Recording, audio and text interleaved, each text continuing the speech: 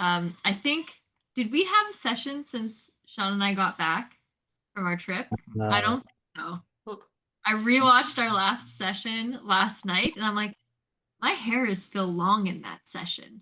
This was before I cut it. This was like 2 months ago. Yeah, it's been a bit getting back into it. Yeah. So it's been Who like are we? Yeah, it's been a good long time.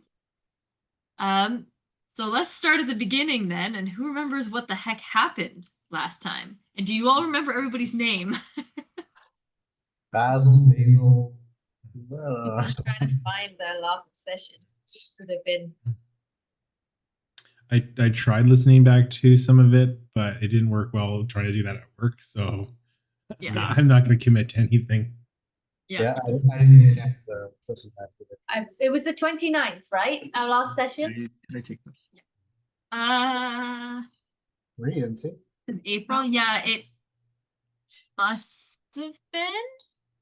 No, I don't remember. I think because we left on the 3rd, and this would have been the session right before. So okay, in which case, what I can tell you is not too much. We were with the portals. There was a fire animal. It was dead. Aurora explores a dead creature. Seems like an animal. My notes really aren't very good. All I know Great is notes. we end with Elle and Aurora recognize the circle in the center as a giant conjuration circle. We decide to send ourselves through the conjuration doorway, and there's a white flash. I don't remember that at all. What? Didn't I like jump in? Yeah. What happened? Yes. You psychopath. So you all started that session in the room with the 3 portals that kind of kept like opening, closing, opening, and closing. Yes. You had just finished fighting this fire creature, this fire being. And there was a very long debate about how you might be able to enter one of these portals. It was a very long debate. Yes. It went on for quite some time. Lots of good ideas being thrown around. At one point, I think Aurora said she was going to jump in and then said, no, I should not be the one to jump in because I'm the only one who can bring you guys back if you die. And after that long debate, you decided to finally explore the cavern a little bit and found that there was another way out of this cavern, a long, dark tunnel that was very like uneven steps going down. After a few trips, a few kind of loud clangs, Apoc had sent an arrow with light down, one of his scrying arrows, and was able to see this sort of like hovering light mist situation. And as you all went down into that room, it was a grand chamber, a grandiose chamber, something less natural and more like not man-made, but person-made, humble folk made. There we go, humble folk made. And you saw what looked like 4 massive tree trunk living wood things in each corner of this room. You were able to talk to these trees, ? This plant life, and basically gain an understanding that these things had been there for a very, very, very long time. You noticed that there were little creatures, humanoid beings made of fire that just kind of waltzed across, paying no mind to you, very reminiscent of the echoes that you saw originally earlier up in the grove when you were traveling with Astra. And after some investigation around this chamber, kind of getting an idea that there might be more, kind of getting an idea that this chamber is not the last chamber in where you're going. Aurora, having a stroke of memory, remembered something that she had seen written in glyphs on the blackboard in the avium. And taking a chance and casting it, you all kind of ran into this active runic circle that you found on the ground in this ancient chamber. Aurora rolled a 3 at the end of the last session. As you all kind of had your vision go white to do whatever's going to happen after this point. Oh, I think there was also a few very good Arcana rolls by Mrs. Q that kind of gave the idea that this is some sort of conjuration, banish situation. The runic circle. Okay. But as you all have your vision go white, you start to feel yourself almost like falling is kind of what it feels like. Your stomach kind of heaves up into your chest. You don't see or hear anything except like a whistling, high-pitched whistling kind of coming through your ears. And for a moment, an instant, you actually feel cool, cold even on your skin, just for a second. As your vision starts to darken just a little bit and take on more color, more reds, more blues, you feel yourself jolted, and it's almost like you had taken a step but missed the step going down the stairs as you all feel yourself land step, and kind of stumble just a little bit as you blink away the white. And all at once, the heat just smacks you once more as you all kind of stifle a little bit of a scream as you see your vision return to you and you are surrounded by active flames, tall, black and charred trees. And as you try to take in your surroundings, you are very distracted by a pain in your legs and kind of on your arms as you feel and start to smell some of your fur, some of your quills burning. You all instantly. Oh no. Did we rest at any point before that, between the battle and now? But You all instantly take 3 points of fire damage as you feel something starting to burn your skin. And as you blink in this kind of very bright but very dark space, you're like surrounded by blacks, you're surrounded by reds, but you look down at yourself to feel those parts of you that are burning, and you do not see any active flame in this space. Oh, interesting. Around you is very, very bright. It looks like daylight. The blackness of these like tall pillar-like trees or whatever they are. It's like the daytime, but you look down and you feel it, but you see nothing. What do you all want to do? just quick clarification, if I'm resistant, I take 1 point of damage? Yes. Is the damage from the searing heat that's around us? Would I know that? It feels like you are on fire. You feel points and you can see, well, you're in a dress, right, Aurora? So there are some exposed places on your arms. Yeah. You see your fur like crinkling and blackening in certain places, but you do not see flame.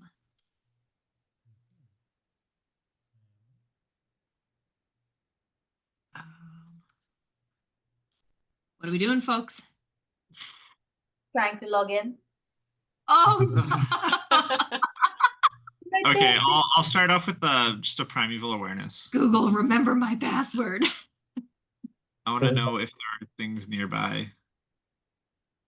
What are the thingies? Within a mile of me, aberrations, celestial dragons, elementals, phase fiends, or undeads.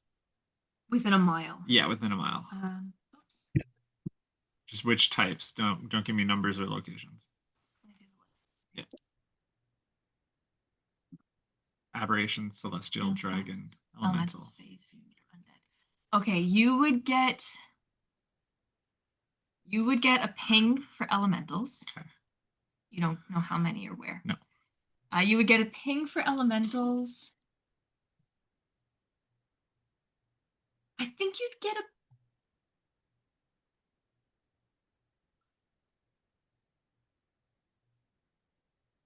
want you to see. No, it's okay. You to get a ping for dragon. Oh, wait, dragon isn't on my list, I don't think. Yeah, dragon was on your list. Was it? Dragons. Okay. Elementals, dragons. All right. Oh shit, guys! There's a dragon nearby. Dragon, and I feel like we've all kind of gathered this, but elementals. There's a dragon in this dungeon. I think so. It's weird. Dungeons and Dragons, they don't really mix, do they? Never. They're usually games. Every story tale growing up did not have those ever overlap. No. Hmm. Do you know where you took us? Elle, do you know where we are? Would I have any idea where we are? Can I like perceive where we are? I have no idea. So, okay. If you are, I forget these skills. Hold on a second. If you are proficient in either nature, religion, or arcana, you can make a check for me. Okay. Any of us? If any of you, if you are proficient in any of those skills. Oh, and remember if you have exhaustion. Who has exhaustion? Just a. Oh my god! I literally. Okay. Well, Okay, we'll still try. I'm proficient in Arcana and Nature, so either one will be good for me if someone wants to do another, the different one. I will take Arcana. Okay, I'll do Nature. I did Arcana. Your holy boy Apoc over here took religion. I got a 24. Nature. Oh, 23 Arcana. Okay. Okay, well, I got a 10, so. Yeah, I got a 6. Holy boy. Okay. Holy boy. Mrs. Q and Apoc, you try to look around as this conversation is happening, but you actually start to smell a little bit more burning of flesh as you are still burning, and you can see Mrs. Q, your poor petticoat and your apron is no bueno anymore. You kind of even see the fabric of your skirt like actively burning away. This is problematic. She is very modest and always wears ankle-length clothing. That's more of a problem for you then.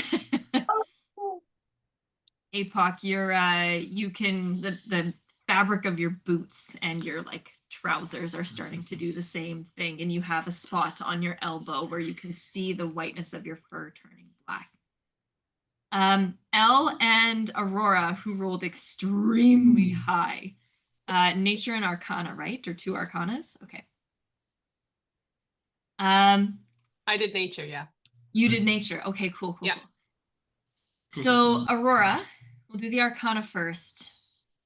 You know that this is some form of conjuration, banishment sort of situation.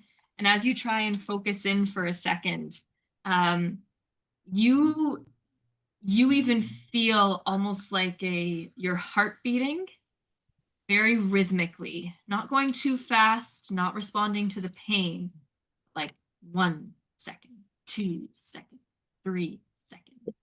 And you do kind of get an instant feeling like you are on a time limit here. As you look around, you make a very big deduction. Everything here, this creature that you're tracking through the caves, all of the creatures you saw through the portals, the ones you fought, the heat, you get a very good sense that this might be some sort of plane of fire, plane where fire is very prominent, maybe the hells, something along those lines. But this is not familiar. There's no way that you are back on the material. Elle, with your nature check, as you are looking around, you kind of start to hone in on these like tall blackened pillars. And you see them almost very much a resemblance, if you remember Oakhart, where you originally got the Borealis from. You see these tall, like crooked, gnarled, tree-like things. Hi, little one. That have these like rooted embers just like crackling through. They look like living charcoal, as though this thing is burning from within. This wooden thing is burning from inside. And as you look around, the Borealis kind of held in your hand, keeping you cool, but the oppression of that heat around you and whatever is burning your skin directly, this, you know without a doubt, this is the plane of fire. And not only is it the plane of fire, but you get the sense, because you rolled the highest with the 24. This is a specific part. This part of this plane is old. It's ancient, this place, and it's thrumming with life. I got you. Guys, I think we're in hell. I mean, this is just an educated guess. Are there dragons in hell? Are dragons bad? Would they be in hell? I don't know. You all take another 7 points of fire damage as you start to smell your Damage? flesh. What? the- Three or four. What's half of 7? 3. It's half rounded down, so it's 3. Yeah. No, little one, come here. I got 10 HP, guys. Oh no. Oh no. Do we see a You- spectrum of something? What's that? Do we see somewhere to go that isn't right here? A direction and Is there a something. path, a clearing that we can kind of like follow, or It kind of like as you are trying desperately to focus in, I'll give you this. It kind of looks like you are in this sort of clearing area where so it's interesting. This looks like grass. It's this kind of reddish grass. It's not dead. It looks very much alive underneath your feet. Long blades, ones that would like sway really beautifully in the wind, think like on the French countryside, for example. And you look and it's kind of like swaying back and forth. It doesn't look to be hurting you, but this looks like a meadow of sorts. And you see maybe 30 feet in every direction. You've landed right in the middle. It's about the size of the circle itself. We see where we came in from. Didn't we just kind of transport in? We came through the circle? Yeah. Can you explain a bit more what you Like, mean? so this portal that teleported us in or transported us in, is that just gone? Like, is there a doorway basically left? So there is no doorway. Cool. The circle was on the ground that you activated and just ran in. Circle. We land on a different circle. There's no other circle. Doesn't look Okay. like it. Okay. No. And then So- one other question: how long roughly between us taking damage? This is just out of character, so I can decide which course of action I would take. Yeah, roughly between rounds of damage, one might say it's about 6 seconds.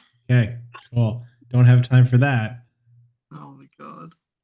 do we see in the clearing like an object far away? Like even that I know we can only see like clearly 30 feet, but do we see like object even we can't make it out? Like something in the horizons. So this clearing area, 30 feet away in every direction, you see these towering, blackened, gnarled trees. It's like you've landed in a dystopian, post-apocalyptic, like forest is the best way to describe it. These trees are like old growth that you would see in Alderheart, for example, but they are all like twisted and crooked, completely devoid of leaves, but they're branched. They look like they're just burning from within, like a fire is burning from within them as you see these veins of red. But they lined this area, and the more you look, the more you see like more trees behind them and more trees. It's like looking into a forest where it eventually kind of dissipates in like haze or fog or brush, for example, but it's almost like it disappears into like smoke.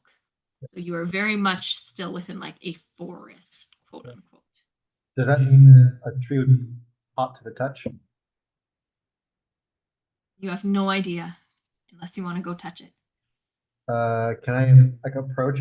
You know how you would hover your hand over something to feel heat? Do I get a sense? Okay. So you move the 30 feet. As he moves, the rest of you see where Basil is walking. As his like cloak, the parts of him that look burned, touches the grass, you see it almost kind of leaving like little flames that kind of dissipate instantly as it touches the grass as Basil moves. I hope that's making sense. Ooh. But Basil, as you walk up to approach and kind of get your hand near, it gets hotter. You feel more, you feel the temperature rise as you go to reach out for these trees. Okay. Aurora, was there something you wanted to say? How's it going over there, Basil? I want to see if we can get some high ground and see if there's anything more than just trees, but these trees are hot.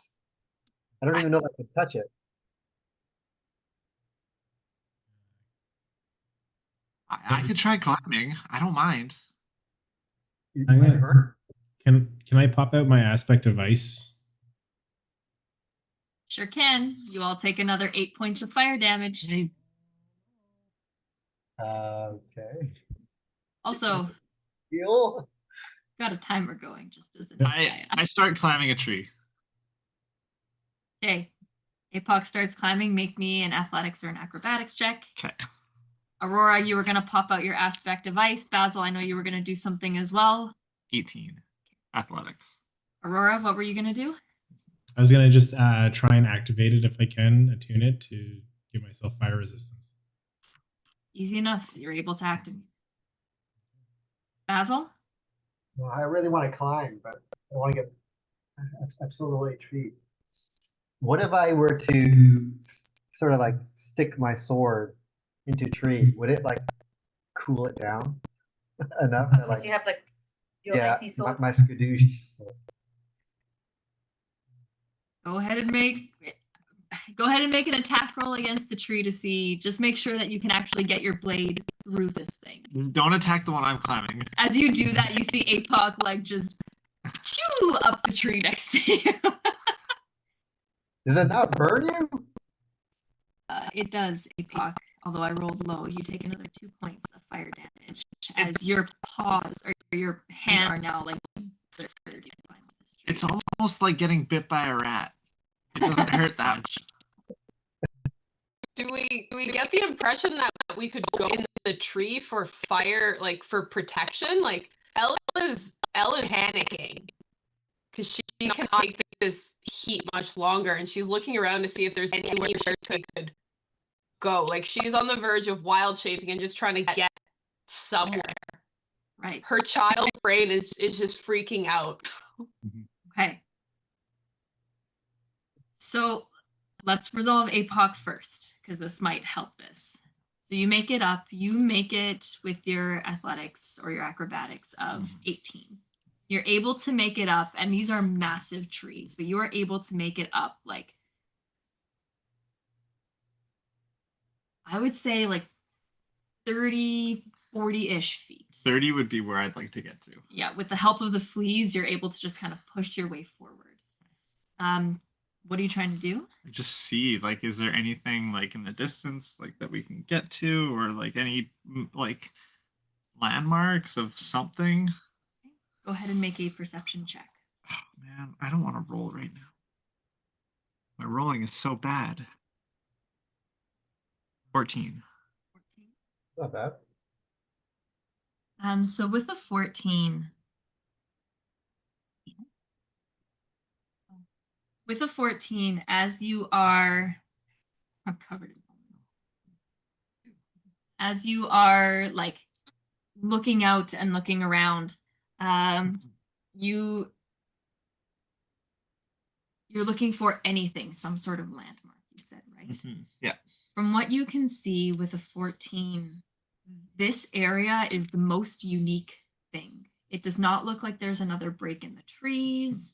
You don't necessarily see like a house or a tower or anything, and things start to get a little lost in the canopy.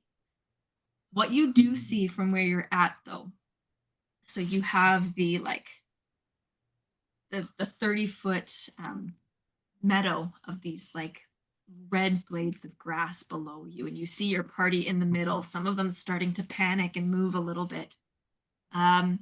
Just behind the party and like to their left, so to your right, for example. You're looking down at the party. Your eyes catch like a little pile of something not organic, something shiny, kind of catches your attention. You kind of look at it and you kind of look at it for a second and you're like, that's a helmet. That's a helm. That's a piece of armor. That's a helm. I see a helm. Helm. Where? Behind you, to your left. Not your left, their left. Can we like follow his direction to? Yes. So Elle, as you hear this and you hear helm, as all of you hear this and hear helm, Basil, if you still wanted to attack the tree, you can. It was a natural 20. You are able to make like a dent in this tree, and your sword does sink in, and you hear almost like a tss kind of sound, like hot metal being put into water, for example. Sure. But you very quickly see like the cauterized piece sort of slowly start to turn that ember red again around your sword. Your sword remains fine as a magical item, but the tree also remains fine from your slash.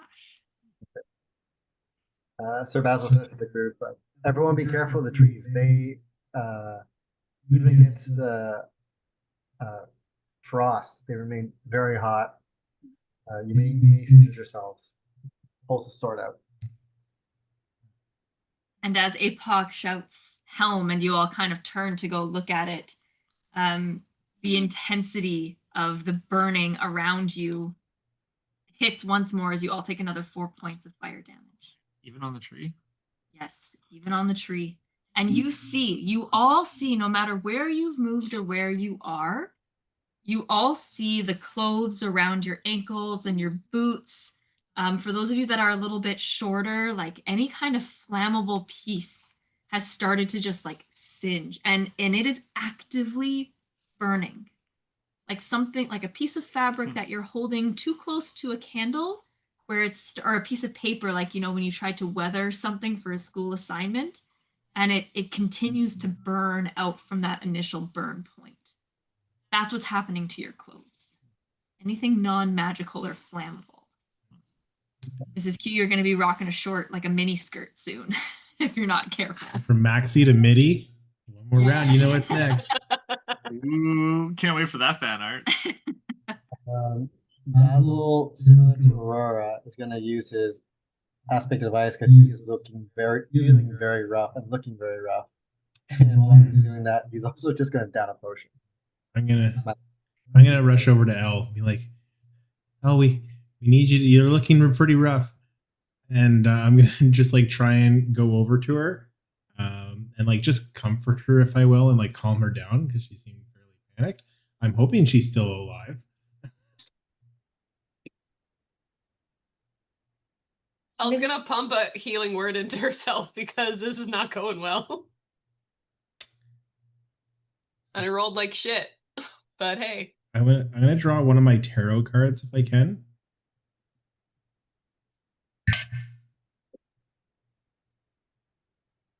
Did I ever tell you about the story of the best friends? No, I don't think so. Well, there's Her voice is sounding like still pretty weak. well, there's two friends who went everywhere, did everything they could, and just like supported each other. And then one of the friends ended up getting lost in the woods and was scared, but they thought of the guidance from the friend that stayed behind, and that gave her enough to hold on until the friend who knew exactly where she'd go, because she knew exactly how she'd journey through the forest, found her, and they were both okay. And with that, you get a D8 plus 5 temporary hit points. Very nice. Oh. How do I add temporary hit points? Oh, I figured it out. As, Do I roll it or do you roll it? You can roll the D8. as you were telling that story, I was just all I could think of was what's that movie? The Hangover. Two best friends that I don't ever have. You said a D8 plus 5? Yes. 7. All right. 7 more that you didn't have. This is true. And then with my bonus action, I'm going to start going all glittery and blue to give myself some temporary hit points. All right. Yeah. Okay. I would like everybody, still knowing that Apoc yelled out helm, as you're all kind of trying to give yourself some health, some healing, trying to get the panic to subside. I'd like everyone to make me it's just Easy resistance. I will Fire. I will give you either a survival roll or you can make an arcana roll. One of the two. Oof. I'm gonna do survival. Okay. Everybody can pick one. That's actually not bad. Oh. Man's really sweaty right now. With a plus 7, that's a 2. Or sorry, that's a 9. Matt doesn't check out. Good a day. I got a 24 in survival. I want to survive. 15. 15. 13. Okay. 9 survival. Okay. Okay. So unfortunately, Aurora, Basil, and Mrs. Q, you're just a little too flabbergasted. Your flabbers have been gasted in this situation. As you're just trying to kind of scrounge yourself. But Apoc and Elle feeling a little bit better from Aurora's story, and Apoc having the vantage point here. Both of you kind of come to the same realization as you look down at your clothes and realize that you are actively on fire. You just can't see it. And it almost clicks between like some kind of dabbling in alchemy or something you've read in your books from Master Wayra, or just some base instincts that you have here. You remember a story or a page from something in your past about fire that burned invisible except in the dark. Fire that wasn't necessarily burning orange and red and yellow the way a campfire did, but fire that could burn and could still hurt you without you being able to see it. Guys, stop, drop, and roll. Is it fairy fire? Would I know that? Up there rolling. You don't necessarily remember it as a spell, Elle, more just like a don't forget, or like a fun fact in the side of one of your textbooks. Fun fact. Fun fire fact. Can I jump off the side of the tree and just start rolling in the ground? Try and put out this fire that I think is on me? Yeah. As Aurora, I saw you. Just make me a dexterity check, please. both of you. Anyone who stopped dropping and rolling, make a dexterity check. Like a save or just a straight up roll? What do I have written down? A save, please. A save. Make a save. Wait, are saves with disadvantage? No. No. No? Okay, No, thank your you. ability. 17. Woo! 5. 21. 14. 17, 21, 14. Mrs. Q rolled a 5. Nat 20. Sorry, Aurora. Nat 20. 20. Okay. You got 2. I thought you got like a 1 or an 11, or maybe a 2. For how many 10s I have. Okay. As all of you stop, drop, and roll, Mrs. Q, you didn't quite get the memo early enough. You do take another 6 points of fire damage. As all of you kind of stop, drop, and roll, you kind of feel like the ground is still a little bit hot, but as you kind of roll and kick, the burning on you starts to subside. Mrs. Q, it does take you just a little bit longer to get there as the damage goes through. It's like patting, you know, like gotta get the fire out. Yeah. Just got the Borat suit left. Sean, Gosh. awful. Oh, Mr. Dude. Stop! She's covered in quills and hair. Like, she doesn't need clothes. Yeah, I know. But you all no longer feel the active burning. It's hot and it's oppressive, hotter than anything you felt in the caves, but you are not actively burning anymore. As Aurora, you do still feel that slow beat of your heart. Tick, tick. Where was that helmet? Right there. We approach. Alrighty, as you We take a healing walk over to it. what does that mean exactly? We approach it. We walk heel toe. Damn it. Okay, as you walk towards this, you start to see, all of you start to see now, hi buddy. You start to see a like helmet, not unlike Basil's, but a helmet with a long like peacock-esque feather kind of like sticking out from it. And as you approach next to the helmet, your eye catches the glint of a chain with an amulet on the end of it. As you begin to approach that, you start to see, like, again, maybe like 2 or 3 feet to the left, you see like 2 kind of earrings that have just sort of tumbled to the side. As you keep walking in this area, another like 5 feet to the right, you see like a little pouch of leather. The straps of the leather pouch seem to have burned away, but the pouch itself is fine. It's a little bit farther. You see what looks to be like a key ring with 3 keys on.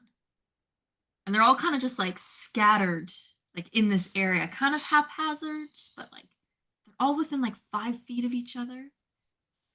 They're all a little bit hot to the touch, but nowhere near the temperature around you. Do they? So you mentioned the helmet, and with the heat, the feather, the peacock feather, is not burnt. It's like it's actually like intact. It looks pristine. So Basil goes over. Can he like, with the tip of his sword, like first poke the helmet just to see if anything happens? And if nothing happens, can he try and pick it up? Just to like. You touch it with your sword, nothing happens. You go pick it up, and it's warm, but it's not hot. And the feather kind of like moves as you pick it up. Mrs. Q wants to check out the pouch. Check out the The leather pouch. pouch.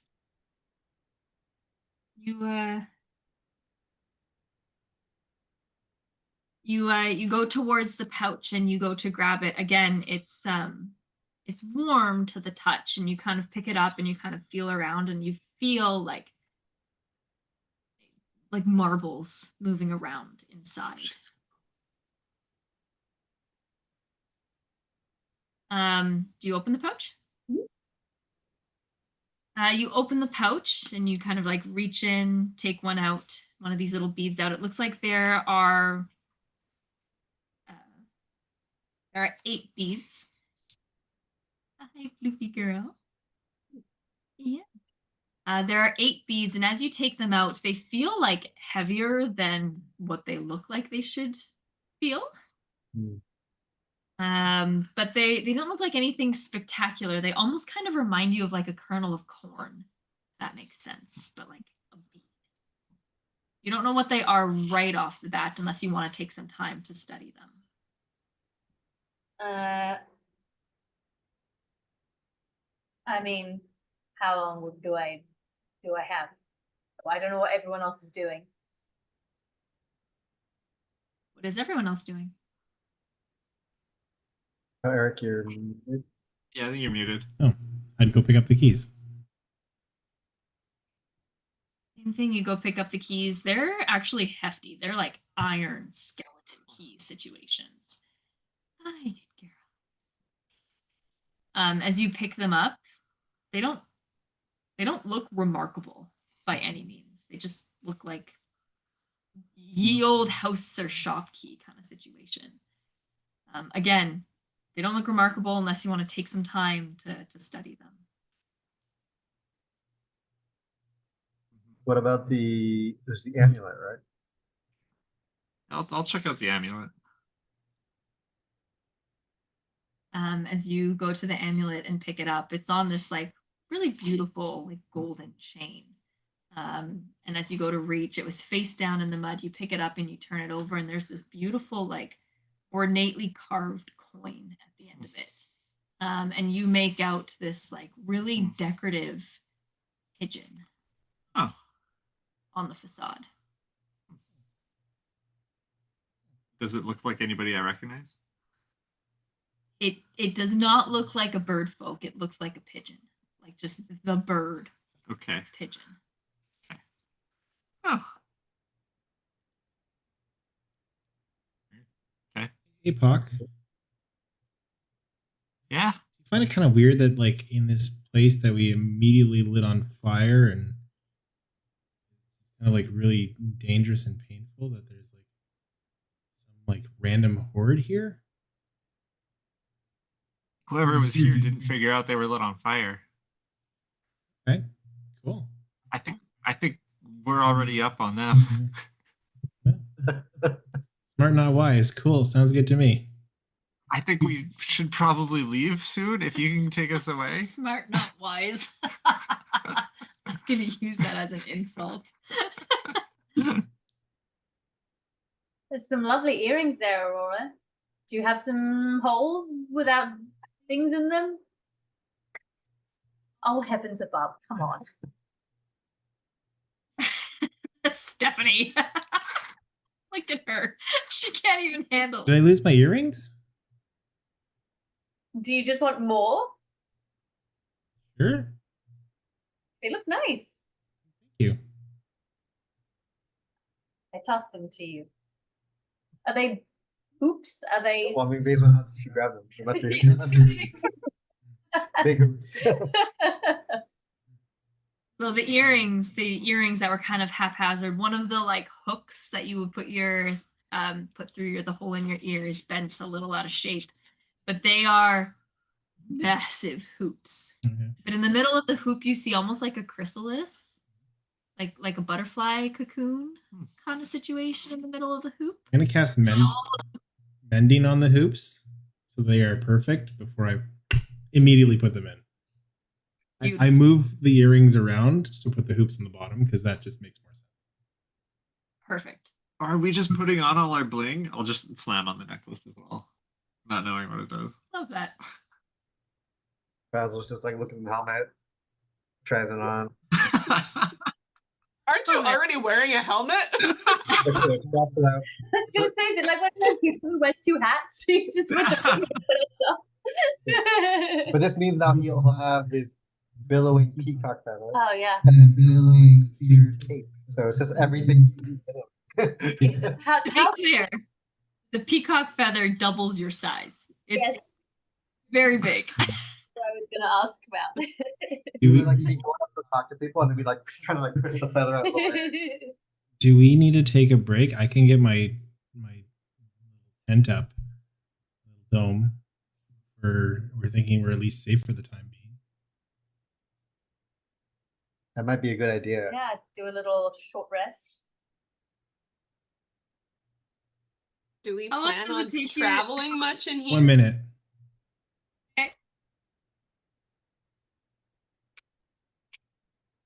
All right, Also, Go ahead, Elle. Sorry. is Astra with us? Yes. Is she still with us? Forgotten about her. She definitely has more than enough hit points to take all that fire damage, but she definitely did take it. I'll fix that at the break. She's just like, crap. Don't mind me. Just look at these trees. She'll if anyone's looking extremely hurt, she's got enough to give you some extra. Elle would be looking really bad. In this time that this is going on, Elle would be looking really bad, yeah? I'm She- a bit better, but not great. Hold on, let me find it. I don't have it up. With Basil and Mrs. Q. You're all looking a bit rough. I've looked better. I mean, my outfit is ruined.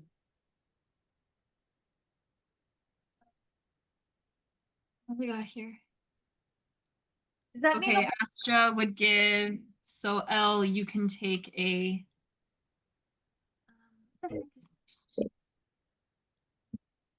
Okay, so Elle would take a 4th level healing word. So that is going to be 44 plus. And you can Holy roll shit. this because I don't have this. I don't have the hands. Oh, 4d4. 4d4 plus. That's 44 plus. 44 plus 5. There we go. Holy smokes. Mrs. Q and Basil, she would give you each a 3rd level, so 3d4 plus 5. 4. How does this work with temp hit points? Do I just add? Your temp just stay until they're used, or Okay. you take a long rest, if I've got that right. Yeah. So it just Oh, adds Jesus. to your. Okay, we're good. It was for those folks who looked really rough. Yeah. So if you're looking rough, Astra would Yep. give it as well. It's looking good. Are we taking a short rest here? We could take short rest. We can take a long rest. Whatever you guys feel like. I'm Be still fine. under half hit points, so I'd like to rest. I'm putting together the tent, so like the poles and the snapping them all together takes a while. Thanks, Bobby. Good job, big girl. This is your tiny hut, though, right? This is the intention for tiny hut. how does it work with like the short rest rolling for additional hit points? You have Well, let's hold on a quick second here. We Yeah. have to resolve something. Yeah. As Aurora is building her tiny hut, we're not short resting yet. Is there anything else that anyone wants to do?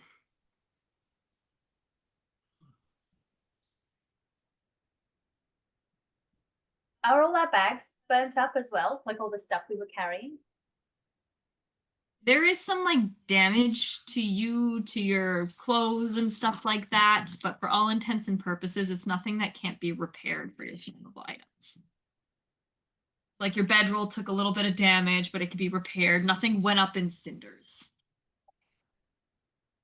Mrs. Q is quite upset that her petticoat is so damaged that she feels the need to change. And the only thing she has left is her posh frock, which she brings out on Sundays. So she pulls out this rather frilly pink flowery dress and puts it on over her head. And it looks really out of place in this hellfire, but there we go. Rocket is so cute. Rocket. Right, is anyone doing anything else? Okay.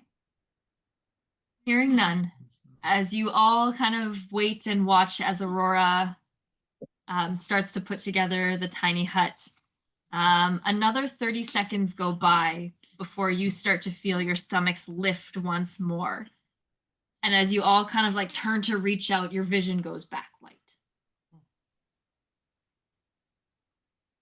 And after a beat, once more that stutter step as you thunk thunk and land back in the room in the middle of the circle with the tall trees either side, or four corners.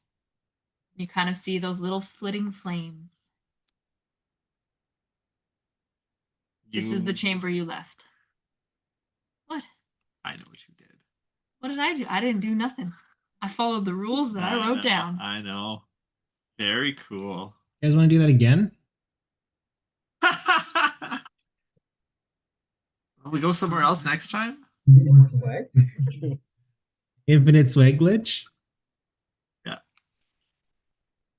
Would you have lost your tiny hut? I'm guessing I did. Let's 50-50 it. Let's see how far you got, because I kind of lost track a little bit with my timer. So roll a d20. On an 11 or higher, it's lost. 11 or You higher. lost the spell. On 11 or higher, it's lost. 11 or higher. I rolled an spell 8. slot has been expended. 8. Okay, you did not get Okay. far enough into the spell to expend the energy. Well, it's a ritual anyways. You don't expend a slot when you No, I needed to make it a minute. I had to use a spell slot. Ah. Oh, okay. That's right. Okay. Okay. We are back where we were. Can If it's okay, we might take a pause there so we could put Bobby to bed. It'll be an early bit of a break.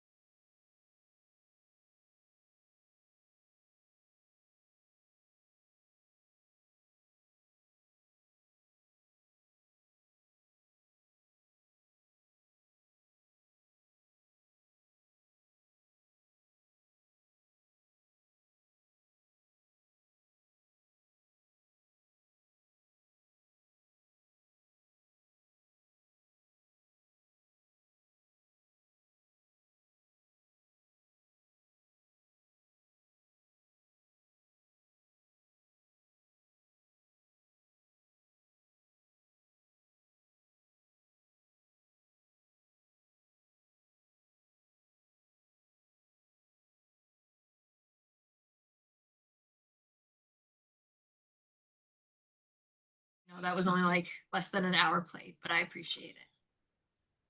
But we'll just hop right back in there. So you've just landed back in the room that you had left, the room with the circle. You've all got some new loot, but you're kind of taking the quiet for a second. It's not as hot here. It's actually, you know, kind of nice compared to where you just were. What would you like to do? Did we determine, remind me, before we went into the little circle, that there was something leading off from this room? You do see, like, just from your vantage point, because this room is quite large, the circle itself is 30 feet, and there's like another 30 feet or so around it.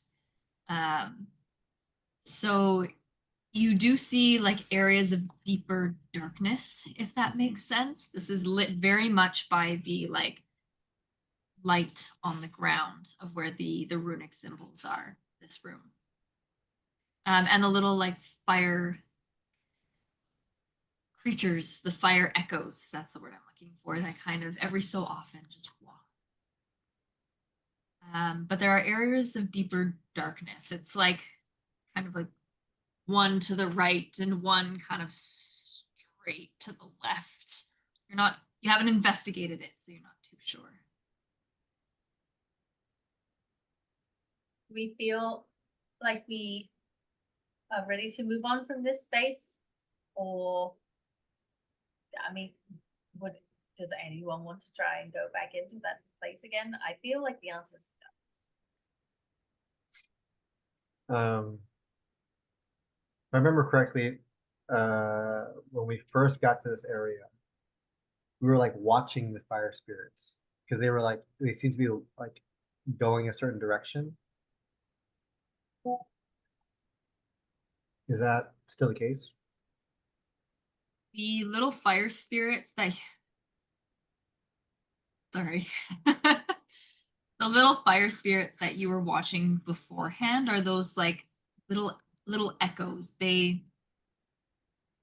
echoes are it's the fire remembering who has been there in the past. So you see forms of like hedges and forms of vulpins and forms of lumas kind of like very slowly walk through. They pay you no mind. They're not supposed to pay you any mind. You see some of them kind of stop, look to almost like pick something from the ground, hold it to their chest, continue walking. And they kind of like vanish or like they kind of like flame out almost when they hit the walls, if that makes sense. When they hit the wall? Yep. Like they'll walk across the walls. They'll appear at one end through the wall, walk across the room, and then kind of like fizzle as they hit the rock at the other end. If we go over to the wall where they fizzle, is it like I assume there's no like doorway that we see? We just see a wall. Yep, and they're not all going one way. Like they're following some sort of path. It's kind of tricky to fully understand it, but whatever path was important to these creatures when they were alive. These are ghosts. Is there a window? You are. We could go from the window to the wall. I see. I knew there was something There it coming. is. Yeah. I knew it was coming. I knew it was coming. I knew it. So, I knew so it. there's I no knew window? it. You are very far underground. You could look for a window if you want to. Excuse me. I'm curious. Apoc still has his little fire elemental, right? Little butterfly friend. Would your butterfly friend know like where to go in this area? I don't know. Just curious if it's would know. You could ask him. So Basil walks up with his peacock feather to his little fire elemental. Hello, little fire friend. Do Same you sphere. any chance you know where we're supposed to go from here? We'd really like your help. I don't think he talks much, but I appreciate you chatting with him. Sure thing. Well, I got nothing. You get the sense he's not the most like intelligent of creatures. Well, we can't stay here. What was that, Mrs. Q? So we can't stay here.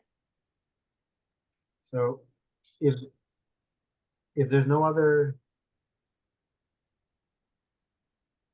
uh, okay. So real quick, um, if we walk the perimeter, is it just wall? There was two tunnels, like from this like room with the big conjuration rune. I got an entrance in, and yeah, sorry. No, as you walk the tunnels, exactly as Apoc says, there's the tunnel you came from. There's this like smooth wall. This is a carved room. This is humble folk made. And as you kind of get to the other side, like there was a tunnel that was almost directly across from where you came, just a little bit to the left. It looks to kind of be like one of you could walk through comfortably, maybe have to stoop a little bit, and it's certainly a 1 by 1. It's definitely a little on the tight side. But there is another tunnel that's just to the right. It looks a little bit bigger, still kind of like rough hewn on the walls. But you kind of like you're able to like side by side or almost side by side, shoulder to shoulder. It's a tighter space, but you can kind of go almost 2 by 2 standing up straight. Mm. There's certainly tighter tunnels than where you've been. Not crooked chimney kind of situation. It's very much just a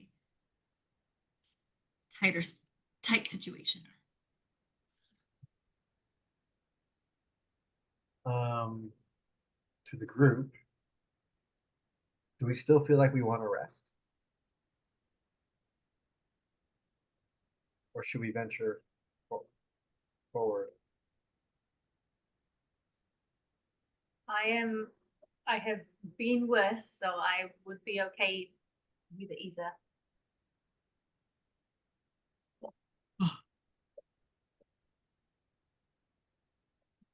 Oh, you're muted.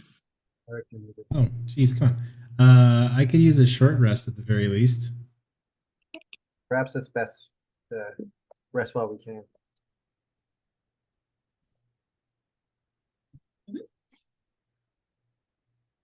So I guess- as you're all, oh, go ahead. I was gonna say, I guess this is an area that's not on fire, so it's like we don't necessarily need to set up like a tent or a dome, or whatever. So as you are all kind of settling in to go ahead and take a short rest, are any of you looking at the items you just got? Yes. Yes. Okay. So as you're all kind of settling in, sort of backs to the wall, making sure you can kind of see and at least keep an eye out as you sort of rest in this, what you would consider now far more comfortable of a heat than the place where you were on fire. Some of you kind of like maybe rubbing a little bit of calamine lotion that Mrs. Q still has on some of the burns. Apoc, the palms of your hands got a little bit seared as you climbed the tree. Who's looking at their item first? And tell me what you're doing. How are you doing it? Can't tell who you're pointing at, Eric. Anybody. I will happily look at my corn-shaped beads. Oh yeah, you got the little pouch, right? It's a pouch with the 8 beads that look like kernels of corn. Okay. Okay, so as you are taking a peek at this, go ahead and make me a an investigation. Go ahead and make me either an investigation or an arcana check. I'll give you either or.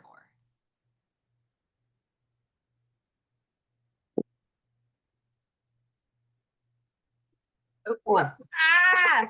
Interference.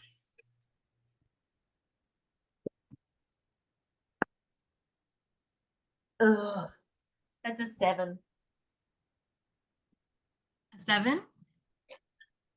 No, 8. 8. Okay. An 8. It's no big deal as you kind of like take a look at them and you go to pull them out and you have, how many beads did I say? I think you had 8 beads, if I remember correctly. And you actually kind of take a much better look at them. And as you kind of look, you realize that, 6 of them all look very similar. And as you kind of like roll them around in your hand, they're almost like a little bit porous, maybe a little bit crumbly is kind of how you would describe it. 2 of them are these more blackened, super smooth, like a marble. And they're like the size of a toonie, but like a full sphere. Like they're quite big. Okay. Even with an 8, it's easy for you to identify the 6 like normal beads. These look to be beads of nourishment. Of what? What? Nourishment. Beads of nourishment. The 2 or the 6? The 6. And they're all individual? They're all individual. Okay. So you have 6 beads of nourishment. And you Cool. can't look that up. It is an item in D&D. Okay. The other 2, like with an 8, it's going to take you a little bit longer to figure out what these are unless you get help from anybody.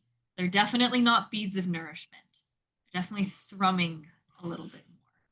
Can Elle help in some way? They seem magical. You can make me an arcana check if you want to try and help. The DC is going to be a little on the high side for this one. 16 plus 5, 21. Math? Yeah. Yeah. Checks out. Yep. With Elle's help, as both of you kind of put your heads together to figure this out, these 2 black beads are beads of force. You can add those to your inventory. Damn, girl. Wow. And all I ever wanted was a nice pearl, but this is good. Probably will be more helpful.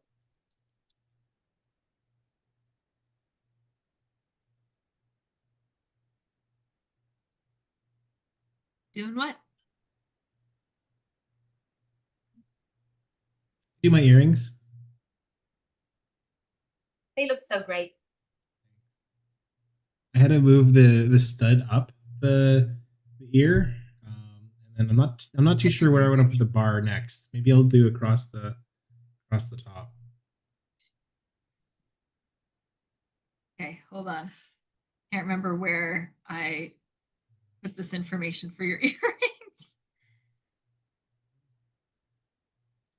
Don't worry, I got lots of piercings, so let's just figure it out. How are you trying to identify these bad boys? I think as I'm like trying to rest up and recover, basically doing my my normal routine, makeup and cleaning up. I'm just taking some time and like mending all my jewelry, just so it's like shiny, little prestidigitation to polish things up, and then I'll just take an extra little bit of time to focus in on what are these things I'm wearing. So go ahead and make a Arcana or an investigation check. Ooh, investigation. 19. 19. Okay. So these are some pretty unique situations here. As you hone in on what these are, first of all, they're beautiful. And as you are polishing up all of your gadgets and all of your equipment, and you start making sure that the mending did indeed fix it correctly, you notice that the chrysalis in the middle What you first thought was just like a gold pendant. The more you look at it, the more real it looks to be. I'm pretty sure it's in D&D Beyond, but if not, I'm going to send you what these do. So that way you have it, and then I will build it. As you are able to successfully identify. What are they called? Cocoon earrings. Ooh.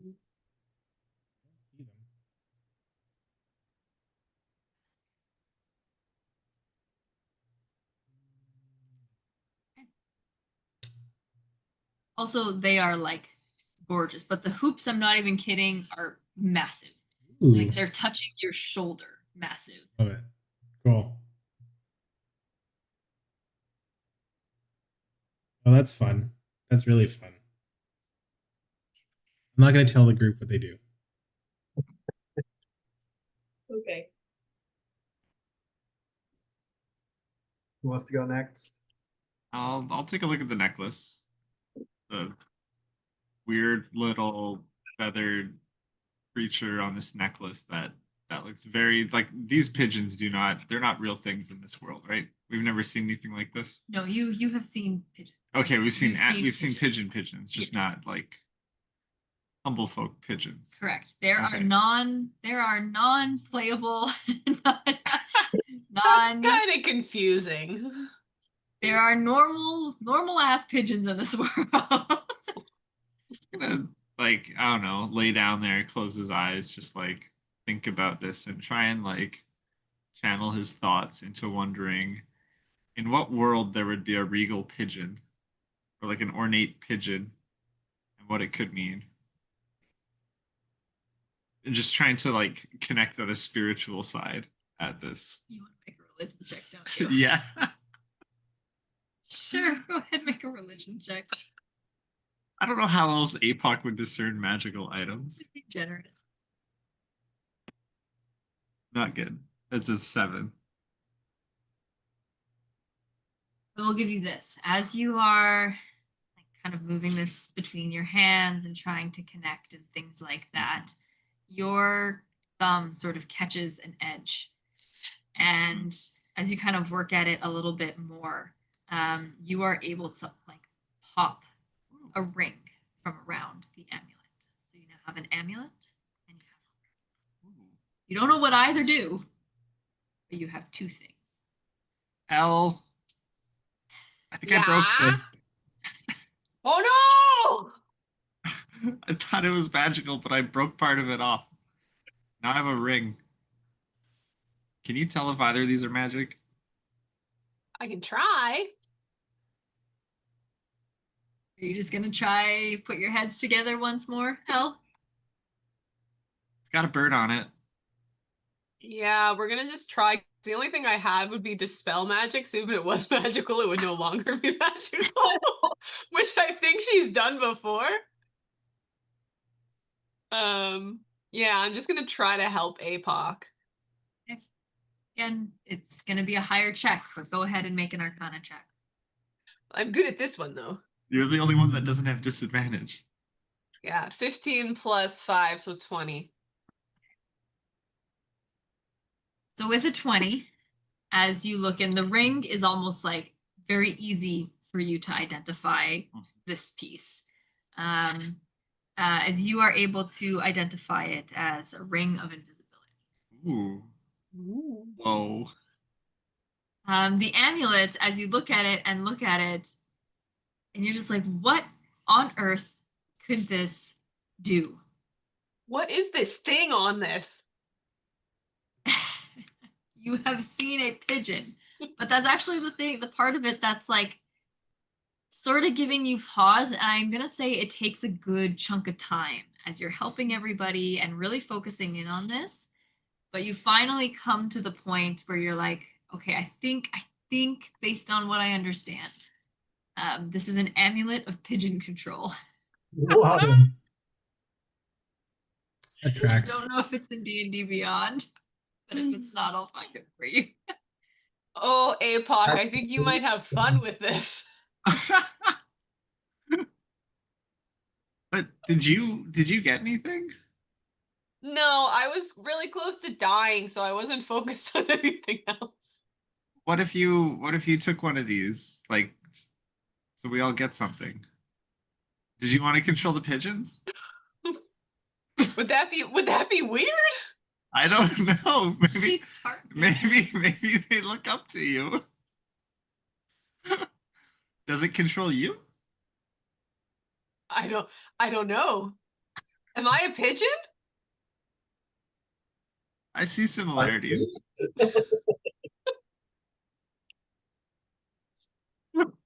Yeah, if Apoc is offering it to Elle, she'll take it.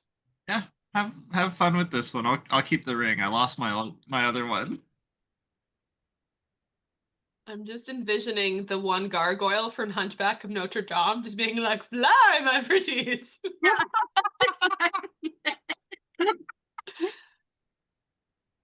take the amulet. Okay. I'll make sure it's in D&D Oh my Beyond for God. you before the next What's the ring? Invisibility. Ring of Invisibility. Is it in here? Can you imagine if it was like pigeons, but with like flea armor? Like how he does for they're just like flying. That would have been I intense. see your regular. Legacy. Everything is legacy, guys. Don't forget, we're playing with the 2014 rules or whatever it is, not the new ones. With fleas and pigeons, we just need someone to control rats, and then we can take over New York City. Red flag. Oh, that's cool. Can Sir Basil check out his helmet? Take off your helmet, the one that you Oh, plopped yeah, onto your head. If any of these items were cursed, you guys were. yeah, we went screwed. I really hope Pigeon. mine are cursed. Yeah.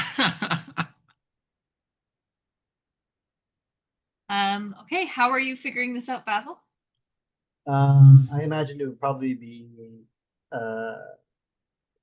similar to how he would take care of his armor and his sword every night, like polish and clean them up. He'd probably be sitting there trying to like just like polish the helmet and like just like really look at it closely and study it that way. Okay, so make an investigation check. Okay. Investigation's not that good.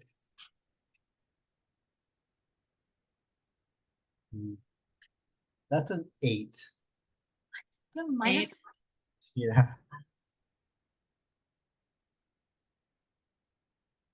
So with an 8, you've definitely, like, this actually kind of looks a little bit familiar. You've seen something similar before where feathers have adorned helms of captains in ranks. And you innately know that depending on the feather that was gifted for the make of this helm, the helm is made according to the feather that was given. There are, like, this is a magical item. There are certainly properties that accompany this. You know that they tend to be okay. You know that you do need to bond with this item in order to fully reap the rewards of whatever the feather grants to the helm. You don't quite fully know what that's going to be with the peacock feather. Okay. Interesting. However, if you would like to attune to the item, then you can get the full item description. That is your choice. Yes. I would like that. Excellent. No, I'm kidding.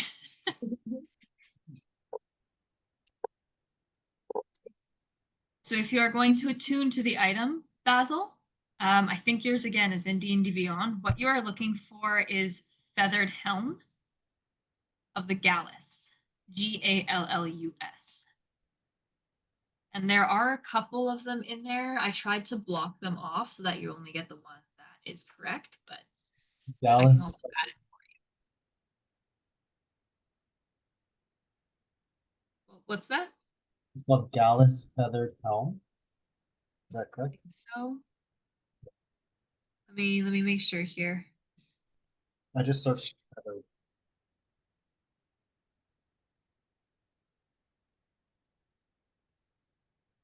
Oops.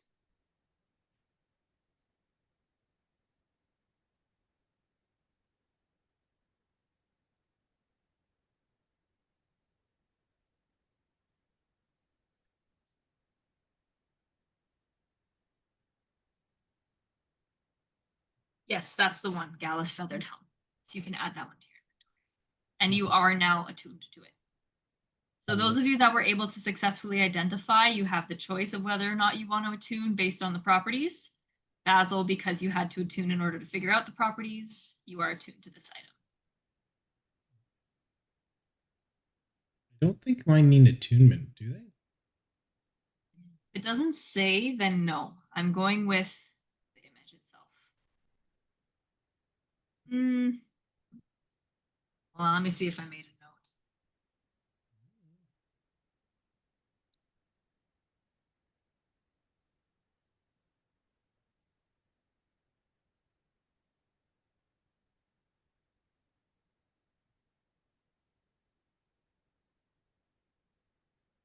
Yours do not need attunement. It's just really hard for you to let them go. Yep. You Yeah. really like them. They're really quite beautiful. They're precious to me.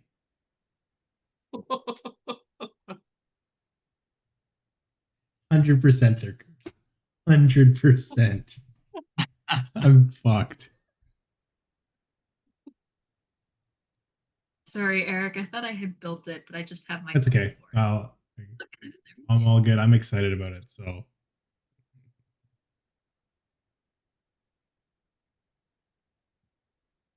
Thanks, Mrs. Q. Thanks, Mrs. Q, for the earrings. They are absolutely adorable. Well, they just look, they just go with your whole ensemble. It's important to stay coordinated, even in these kinds of dire situations. Hence the frock. Did you want me to fix your coat and your apron? Like some of the clothes seem to be damaged. I can fix it up a little bit. We'll see how long this dress lasts. And then we'll spend some time, having a good chin wag while fixing all of our outfits. People use that term, right? No? You've never heard that? Like a chin wag? Yeah. Conversation where your chin moves because you're talking. Oh. Sure. Okay. Here. Did we take a short rest? Yes, so you all can complete your short rest. Oh, okay. What's the way that you do? Okay, so quick short rest. I like dice. And you have this many die. You can roll Oh, I see. to regain. Okay, I'm good to do it.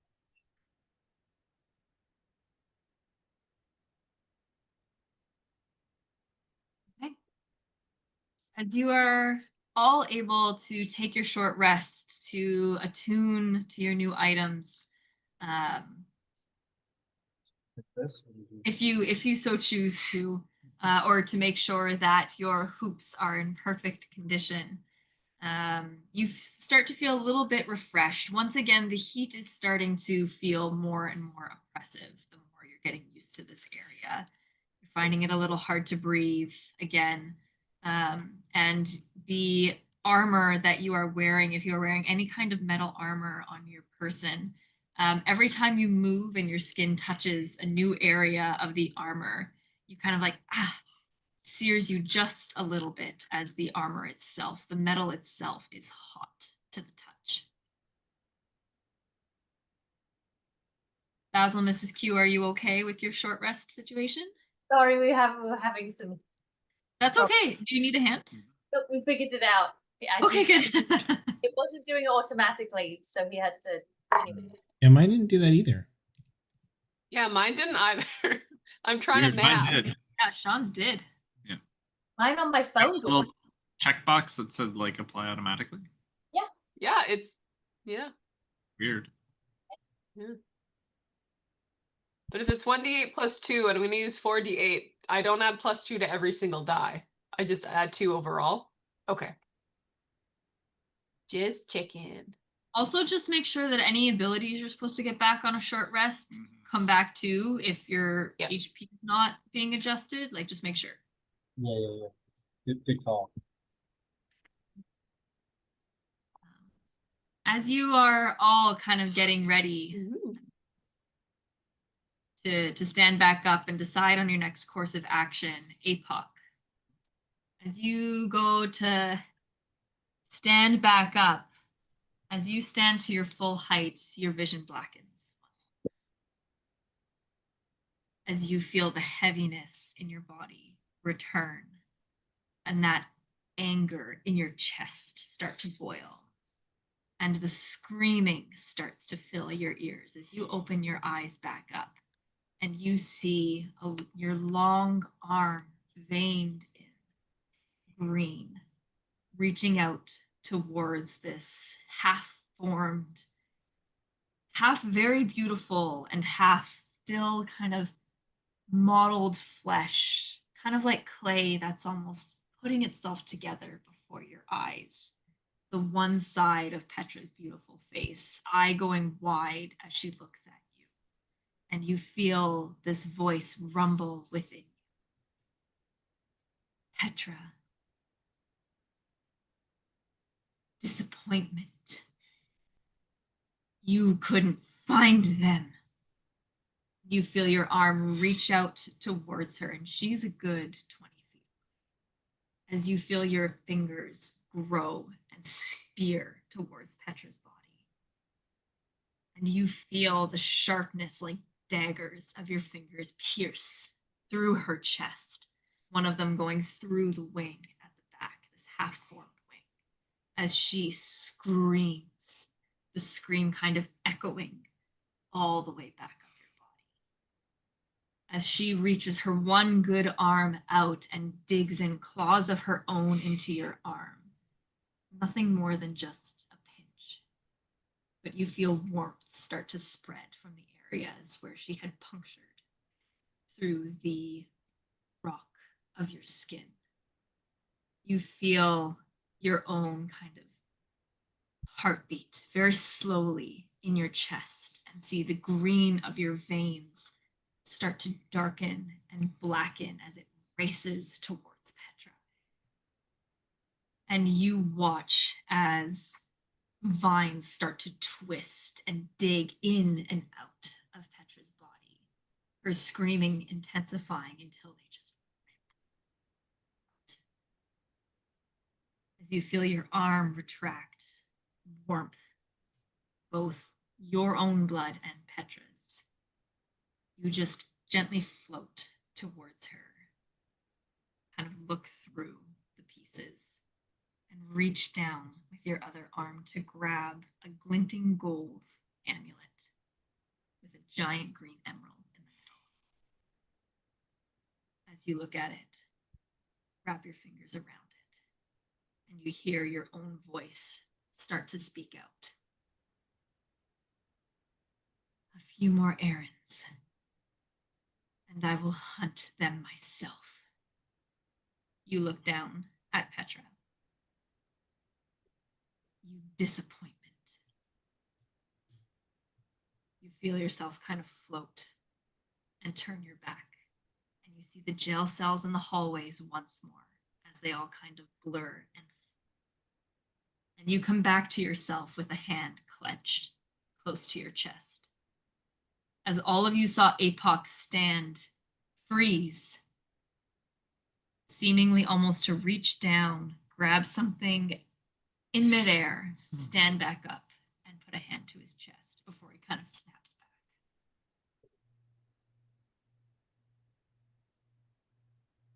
Apoc, are you okay? I was me in that feeling. It's the same as what you felt before, where you can make an insight check, but you know that you are not you. Okay. But make an insight check to see if you glean anything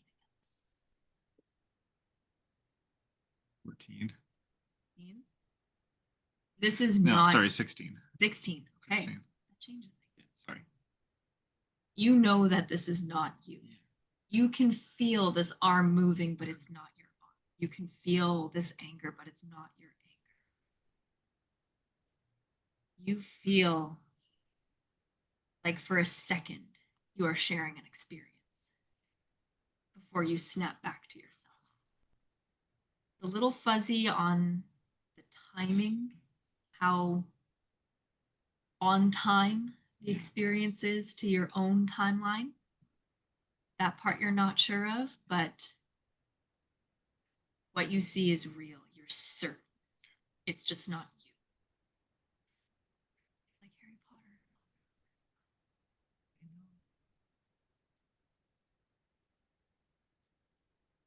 What do you do? I Yeah, that was weird, eh? Um, I don't know what to make of all of it. It's just these weird, vivid dreams that I'm having.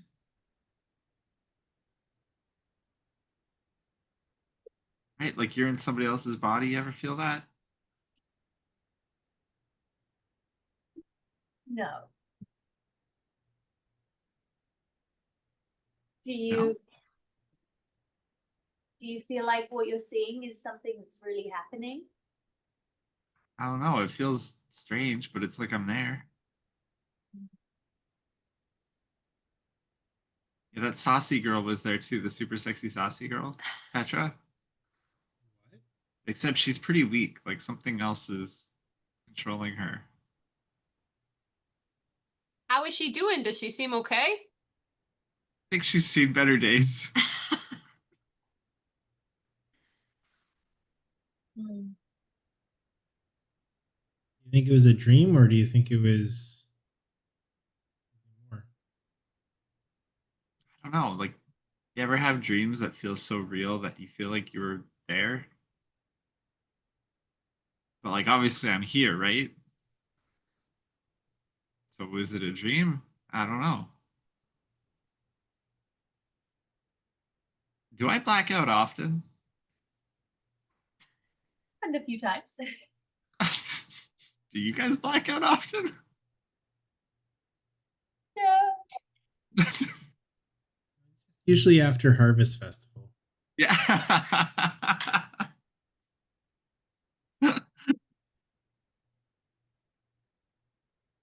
Well, maybe put a pin in it and deal with that after we're done here. Yeah, let's not ignore it though, especially if they start to happen more often. Is there anything that Sometimes we should pay attention to dreams. Said something about running errands and like being disappointed in Petra. Maybe like you took care of her, right? Like she's dead? Didn't we kill her? Maybe? We felt quite confident that when we killed her, she didn't really die. So you remember from your research in the avium when you had looked at Yeah. fiends can only be truly killed on their home plane. Gotcha. Okay. So you get the sense you didn't kill her, Yeah. but you have the strong, sneaking suspicion that now she's dead. Yeah. Yeah.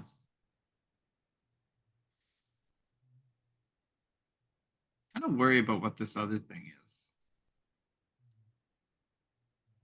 we need to worry about your exes until they come back?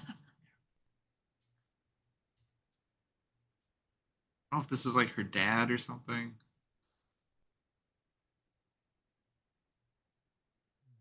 Did you get a look at what you look like in the dream? No, not really. Just like stone and green veins and Stone, though. Interesting. If it happens again, let us know. Maybe we can start trying to piece together what's happening if the dreams are true. I will say, a being made of stone sounds familiar to all of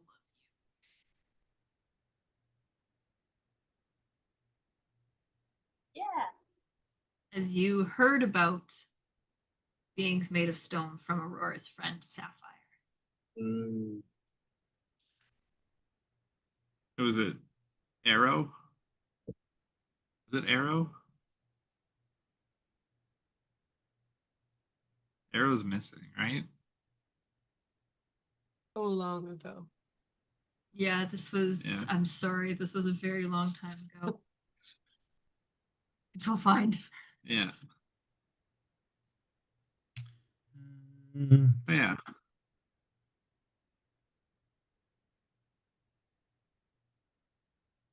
wish I took better notes on that. Direct descendant of the first mortals, Nari is the daughter of the elemental spirit of the earth, took one of the 4 children, carved skeletal, angular face, long, flowy hair, green emerald veins. Is that Nari?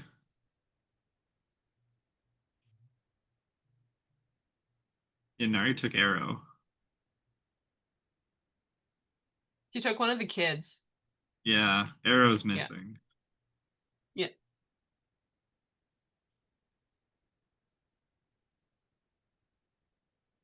Yeah, I wrote down Arrow is missing. He was taken by Sapphire's sister, that bitch. That bitch. That is in all caps. That exists in my notes. we also thought That is so good. like a rock golem tried to take the staff. We know about them, right? My God, that was so Yeah. funny. That bitch. All in caps.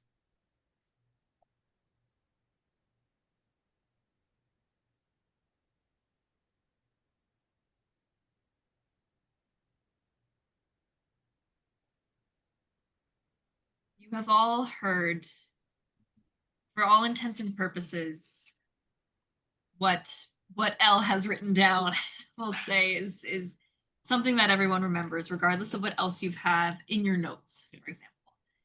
But you have heard from Aurora's very odd friend who you also sent on a mission to retrieve Basil's blink dagger. Yeah. So long ago, an ancient being of immeasurable power was sent on a fetch quest. Yeah. This being made of stone, in Aurora's case, this like glistening blue sapphire. And from her, you heard about a sister named Nari with green veins, who may have gone a little bit rogue, and who Sapphire would probably also call that bitch. Bitch. Sapphire, who has some disdain for this sister and the sister's actions. Although the details are a little fuzzy, as Sapphire doesn't know. Over centuries, there have been croppings of this sister here and there that Sapphire's been able to track. And she has hinted at requesting your help after you're done.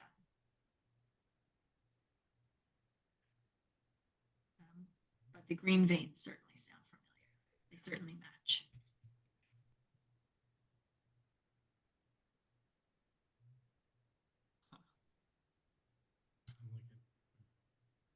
What would you guys like to do? Sounds like there's not much we can do about that until we're out of here. So I suppose we move onwards.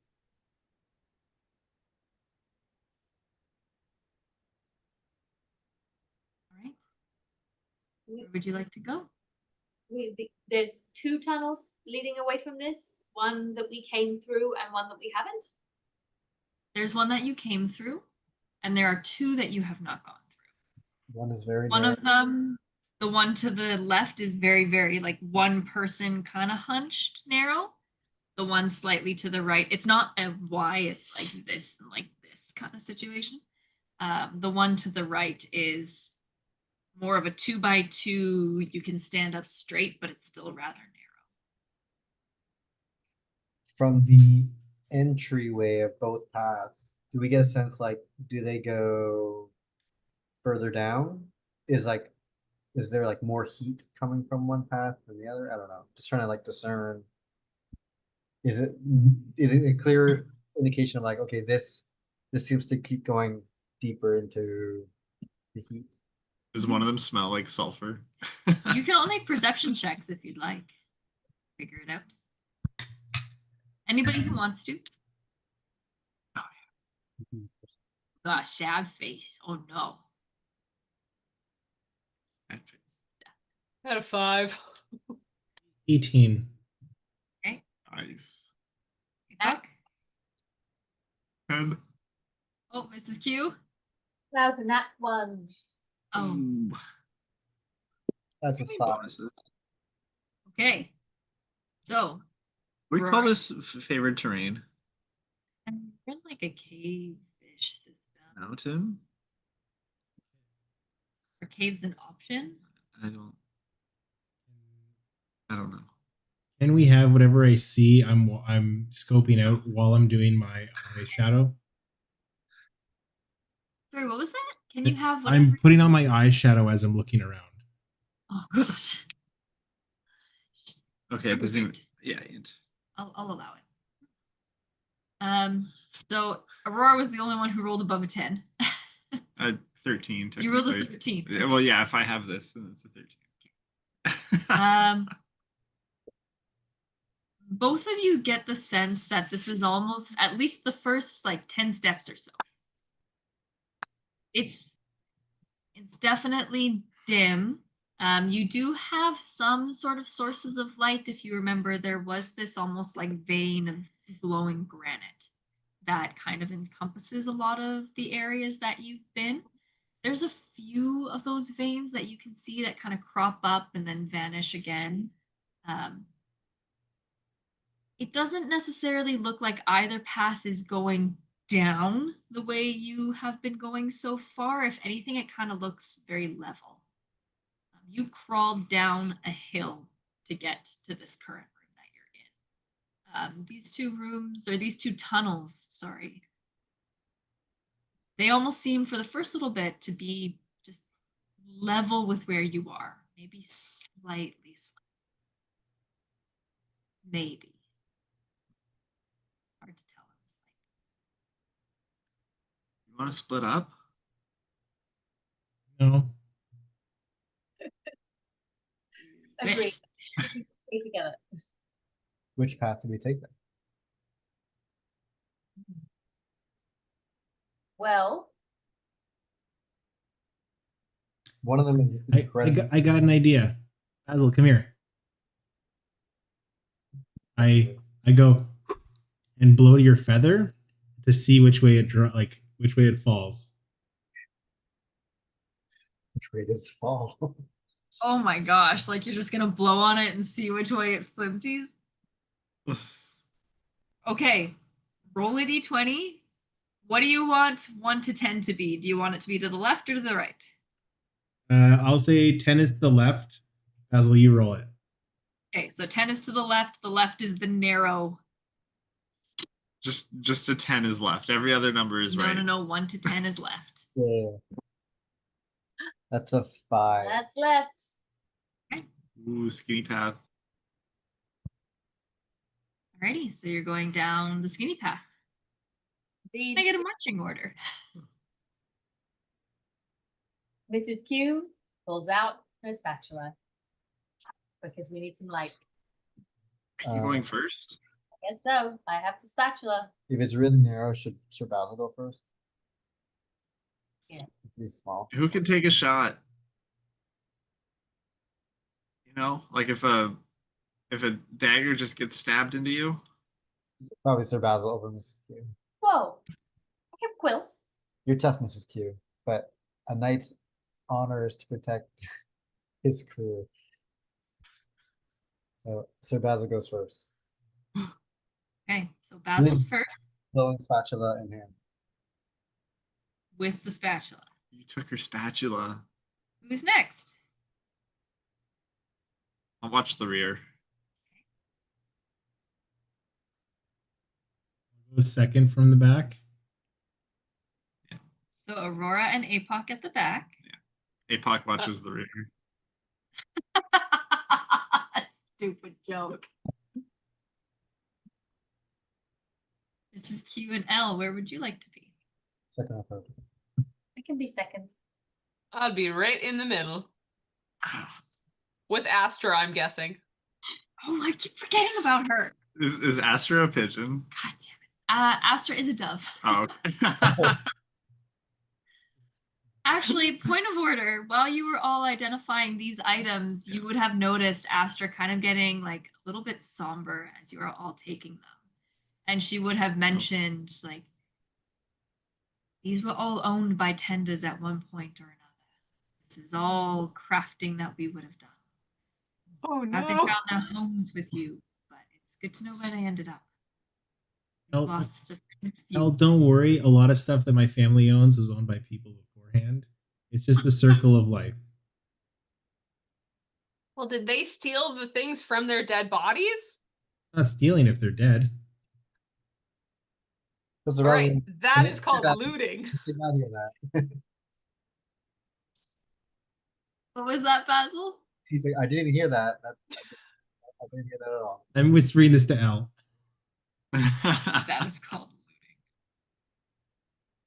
Keep forgetting about Astra. I can't believe it. Okay, so as you all in your marching order with Basil with the spatula, do you have dark vision, Basil? I do, I believe. Yes. Okay, that is fortunate. I'm gonna blow my they were frothy egg Oh, telepathic bond. Yeah. Blow my kisses. The meringue everybody? kisses. Yes, meringue kisses. Frosty Right. egg. Gross. Egg foam. And pass without a trace on everybody too Ooh. for an hour. Oh. so you got your pass without a trace, and that is Plus 10 to stealth, and you can't be tracked except by magical means. to stealth. And you can't Leaves no tracks or traces of passage. Okay. Yeah, veil of shadows and silence. All right, so as you all move forward through this narrow passage, and it is narrow, as Basil with your spatula held out, you are walking, and you as Apoc casts pass without a trace. You are all moving in silence. Your footsteps make no noise. Any equipment that kind of jostles up against the wall make no noise. If you are attempting to move stealthily, I would like a stealth check from everyone. Okay. We can move stealth. Oh, never mind. It's wall alone. Never mind. Disregard. Dirty 20. There's plus 10, right? Yeah, plus Yeah. 10 to your stealth. We're going stealthily. Dirty 20 with the plus 10? And then we add our own stealth, right? Like I have Yeah. a +1 to stealth. Okay. 28. 20, sorry, what was that? 28? Basil? 16. Mrs. Q? Dirty 20. Epoch? 25.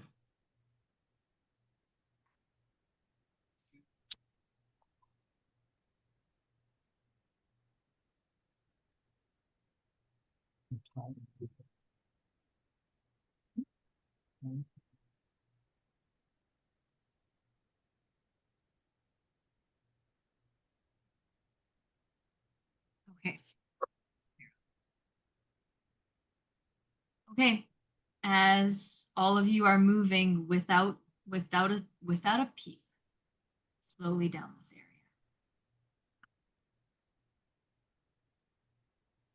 You very quickly lose track of how long you've been walking, Basil. You had started out by counting your steps, and then it kind of got to a point where you're like 45, 40, 44, no, 45, 50. And as the time starts to tick by, you are maybe 10, 15 minutes of just walking in the dark with nothing lighting your way but a even with your dark vision, it is very hard to see anything in such a small enclosed space beyond the, what is it, like 60 feet that you're able to see with your dark vision? 120. 120. So I guess what you would see as you approach the 10-minute mark, walking down here in the absolute silence, is you start to see like a mass of some sort, kind of slouched about 120 feet ahead. It's just grayscale at that point, but you see something that is not wall, just slouched, kind of like dead ahead, I guess is the right way to say it. Okay. What do you do?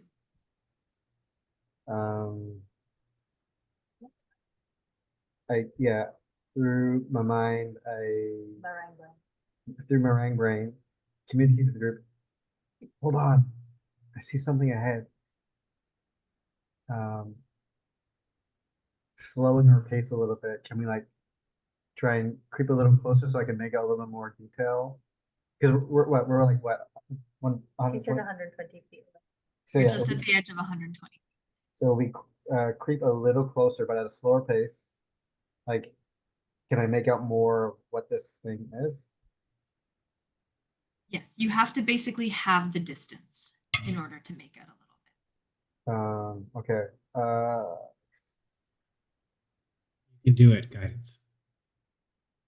You do it, yeah. So as you, again, you're all like one shoulder's width. Your shoulders are basically brushing the sides of this wall as you're moving forward. There is nowhere to go as you have the distance to 60 feet. You actually are able to make out at this distance 2 skeletons. One bird folk, one not bird folk, because you see the beak. Yeah. And you see like at this distance, 60 feet, yeah, at this distance, you would see the beak and you would see like bags, like the clothing that's kind of hanging off of their frame. You see a few more details like that. I communicate this to the group. Two dead travelers, skeletons. Let me get closer to take a closer look. And I approach a little closer. As you have a distance once more to 30 feet, the other thing that you would notice, and you only notice it, Basil, you notice it because you are holding the light source. Mm-hmm. The walls are scorched, like scorch marks. Not black stone, it's a scorch mark. Do they feel, if I were to touch the wall, do they feel where the scorch marks are they like hotter? Like, so like, is it like a recent thing, or it's like very old, like it's cold to the touch, so the scorch marks are from a while ago? I'm gonna say as you, it's not hot to the touch. It's no different. You touch the scorch mark, you touch the rock. Okay. You get a sense that this is damaged, the rock. It's not soot, it's damage. Mm-hmm. That would be like communicating with everything he's seeing. Like you rub the wall, say, like these are scorch marks. Some type of flame came through here and burned everything up. The clothes, do they look like they might have been tenders? Is there any identification on the skeletons? Do you approach? Maybe.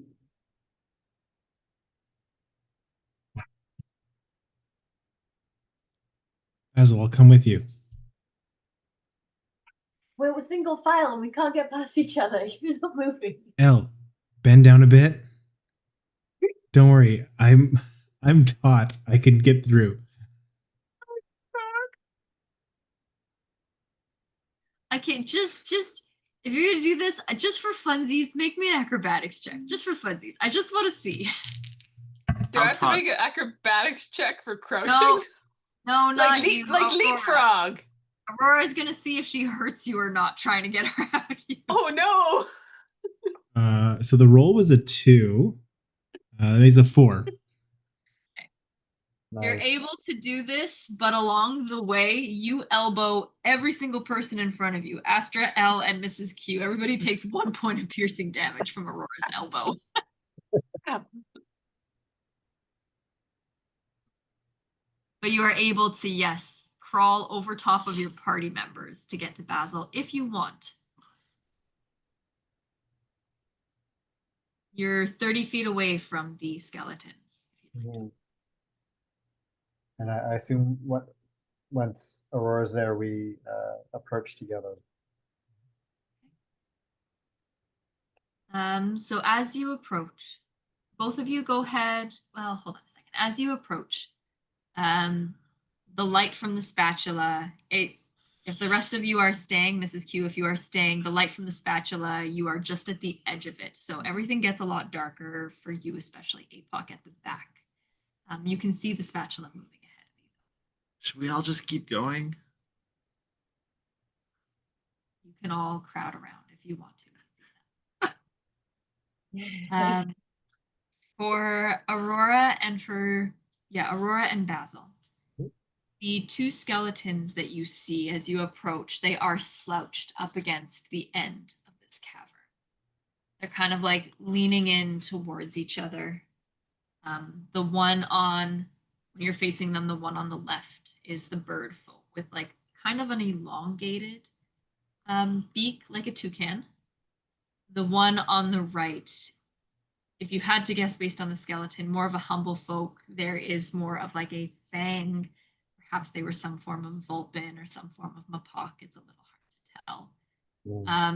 Their clothes are base traveler's clothes. Their cloaks are very much within the realm of tenders. They look to be maybe a little bit leafy. Their boots not unlike the ones that you, Aurora, had taken from the tender camp, or at least what's left of their clothes, as everything is mostly blackened and charred. Can I get up to 10 feet from them? Yep. What happened to you, friends? As I cast Speak with Dead. On both or just which one? Let's go Toucan Sam. Again, Sam. Okay.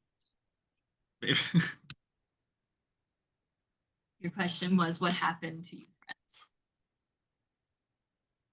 As all of you, for the first time, in 10 minutes, you hear a sound in this tunnel and it echoes around as you hear bones of the vertebrate prick into place. And you all see the beak of this toucan start to open and close and chatter as it starts to speak. It's a little garbled as there's no tongue, but with the magic keeping it up, you hear. We were hunting.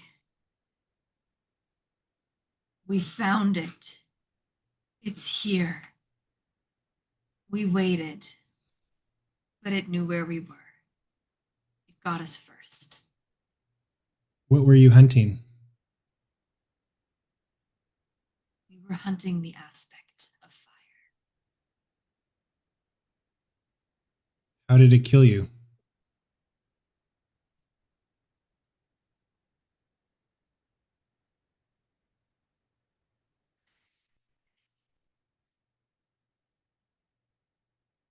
Flame. It sent flame down this tunnel and attacked us where we slept. What was your name?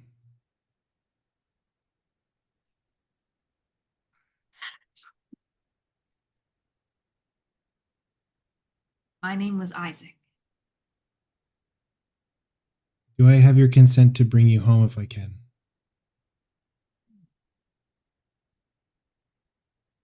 Yes. Always ask your skeletons for consent. And with that, I cast Animate Dead. Oh, Eric. Can you do it on both or just Yes, I can do it on both. Amazing. Okay. As Basil, you have zero idea this is happening.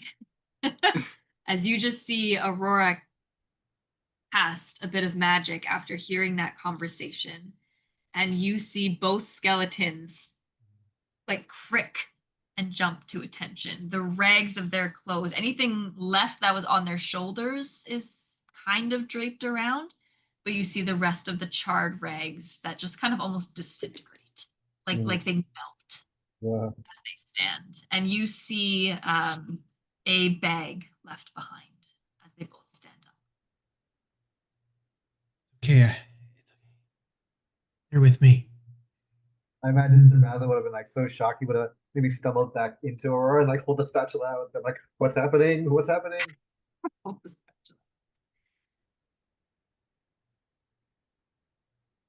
spatula. Do they say anything or are they just standing there? They're just Like, what? so anime dead. They're basically like my pets for the time being. Okay. Hearing Aurora when she says, "Don't worry, they're with me." Maybe Sir Basil kind of like watches them for a second reluctantly, and maybe then he just quickly reaches for the bag and like takes a look. They both go to like fist bump you.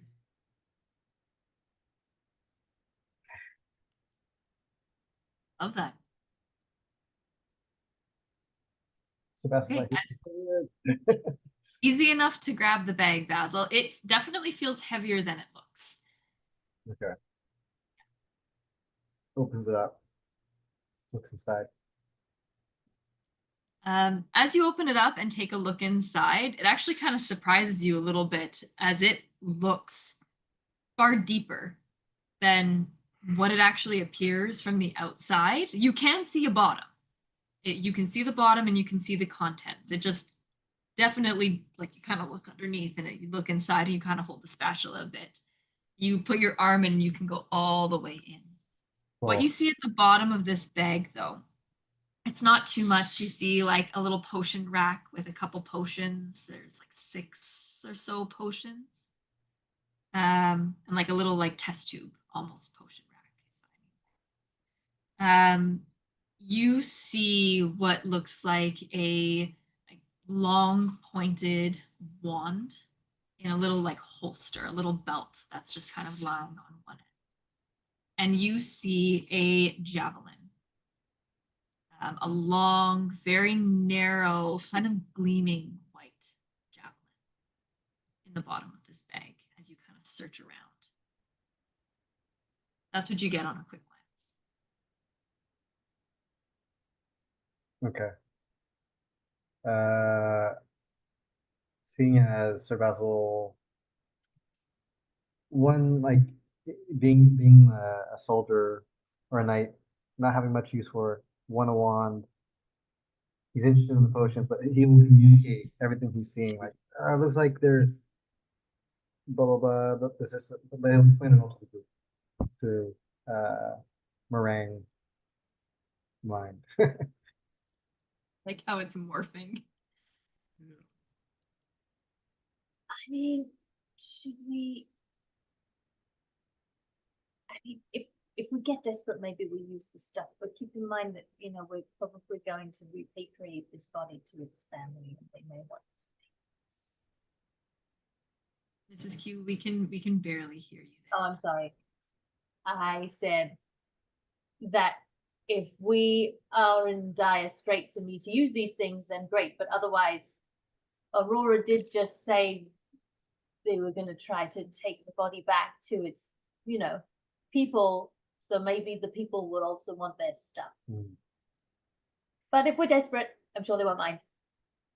Now we'll just hold on to them. Maybe until we get to a bigger space to look at this stuff more. I mean, who's to say that somebody else didn't take their stuff before we got there, and then we just returned what we had here? Huh? We could just tell them we needed their stuff to save the world, and it's all cool.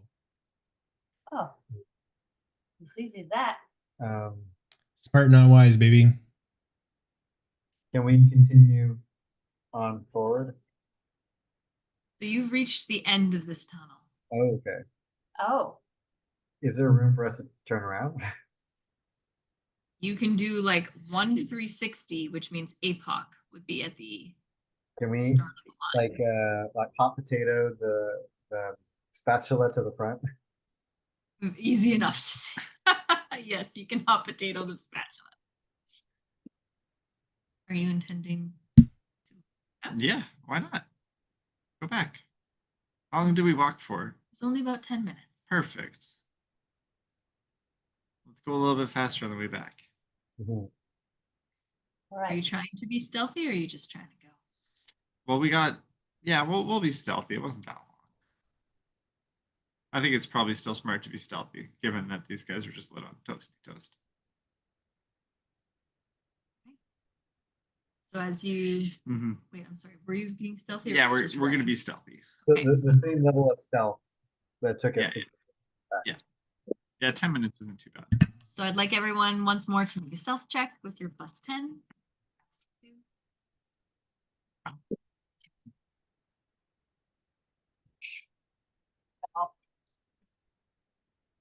Anyway, Your little animate skeletons are just a bunch of bones clattering behind you. Do they have any stats for stealth, Aaron? yeah, full step block. How does I got is it. it just someone who enters within the 30 feet is covered or no? The pass Pass without without a a trace. How quiet are you? All right, so For the duration, each creature you choose within 30 feet of you. So I'll leave it up to you if I have to designate that at the time of casting or. For the duration. Okay. Because, yeah, I would want them to be included in this. Okay. Yeah, they're included, so they get a +10. Isaac rolled a 25, Yo, On Isaac. and then Newton rolled a 12. 14, sorry, 14. Love that. Okay, love that for him. Yeah. All right, and your stealth roll? Mine was a 21. Right, you said that. I'm sorry. Basil, 18. Mrs. Q, Well, Elle, 14. You guys are adding 10 to these? yeah. Yep. holy smokers, guys. 24. The exhaustion that's killing us. Yeah, that's fair. I have no excuse. So I think at this point you're all a little seeing the scorch marks. I think has shaken. You're all a little shook as a few of you are kind of adjusting your pack a little more aggressively, and it's hitting off of the walls, and some of your like pots and pans are kind of smacking against each other. You are louder than you were entering this cavern as you all kind of pick up the pace subconsciously, trying to get out before anything more can happen. Mm. So within about like 8-ish minutes this time, a little louder as you leave, you all, Apoc, just kind of stumble, or not even stumble, just quickly speed your way out and press your backs up against the wall almost subconsciously as you filter out this very, very narrow path, with Isaac and Newton following behind.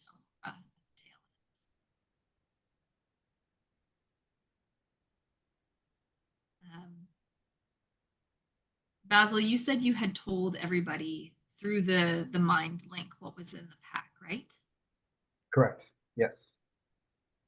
Astra's going to quietly, as quietly as she can, walk up to you and just almost whisper, still in that mindset of not making too much noise. May I see the pack, please? You mentioned that these were tendas. These might be more items from the tendas. I might be able to help. Why would you? What would you say? Do I get the sense that like she's genuinely like being You can sincere? make an insight check. It's Astra. Yeah. Wow. So useful, I keep forgetting she's there. I'll suss on Astra now. Oh, I'm sorry about that. It's been Yeah. an eternity. I know she's there. She's there. I'll forget the roll. I'll say yes, and I'll hand her the bag. Peer pressure. Yeah, you were peer pressured into trusting her. Aster's gonna take a look in. I believe she has the light cantrip. She's able to kind of like put a little bit more light in. And as she reaches for, like, she puts her whole hand in and reaches, she pulls out what looked like the javelin. It is like very long and very narrow. It's not like any javelin you've seen before. And as she pulls it out, you see it almost kind of like adjust a little bit to make it easier for her to throw, for example, if she wanted to. Mm. So where it once looked quite long, you see it almost shrink as she pulls it out. And she kind of like holds it with one hand and just kind of like brushes one of the sides. And she kind of takes a breath. And she kind of like holds it back out to you. And you see an inscription, Basil, on the side of the javelin. Okay. Actually, do you speak Druidic? I do not. Does anyone speak Druidic or Ignan? Oh, I technically I speaking, do. Ignan? yeah, Okay. it's primordial, right? It's a primordial based language. I speak Druidic. So Basil, as she holds it out to you, you kind of like shake your head a little at the unfamiliar text. But Elle and Apoc, as you kind of look over Basil's shoulder, it's harder now because the peacock feather's in the way. But as you kind of look over Basil's shoulder, you see an inscription, and you see it read, to lock away that which does not belong, so that which does can flourish. Whoa. Whoa. Okay. Interesting. And as Aster kind of looks up at you, Basil, and looks up at Elle and Apoc, and all of you who are at least kind of hovering around the area,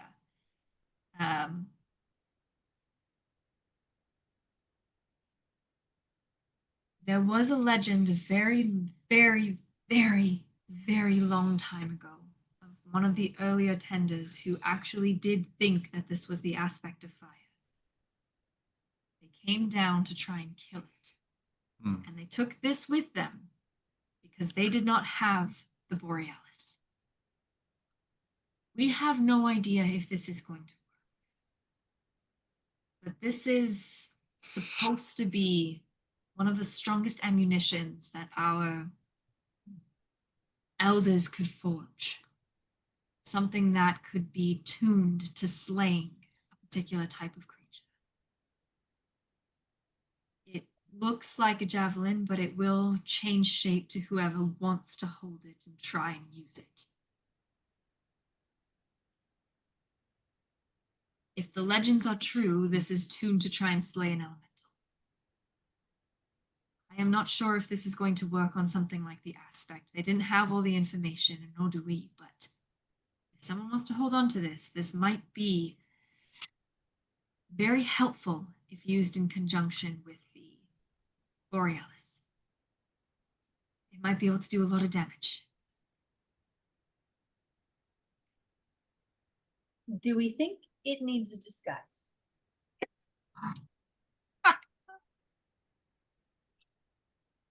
We've done with the Borealis. I might leave that up to your discretion, but I don't think anyone's coming to steal this if they haven't already. He's already crocheting. We can make it prettier for sure. So Basil's gonna look at the group, and because she technically was handing it to Basil, right? He just couldn't read it. He's gonna look at the group and take it, and he'll just say, "If everyone trusts me to hold on to this, I will guard it with my life." How tiny is this javelin now? So yeah, it shrinks like before your eyes. It shrinks quite drastically. It's Basil size. The toothpick. Yeah. Maybe he'll strap it to his back. The theory that the legend has was that if they could do enough damage, they might be able to get rid of it with some form of ice. We never had the aspect of ice or the shard of ice before, the borealis before. So whoever came in with this probably would have packed a lot of freezing spells to try and make it work. They obviously never got the chance, but time doesn't ravage magic items. It should still work just fine. And Basil, if you are going to take it, you can add ammunition of slaying Ooh. to your inventory. You have one, and it is tuned to elemental.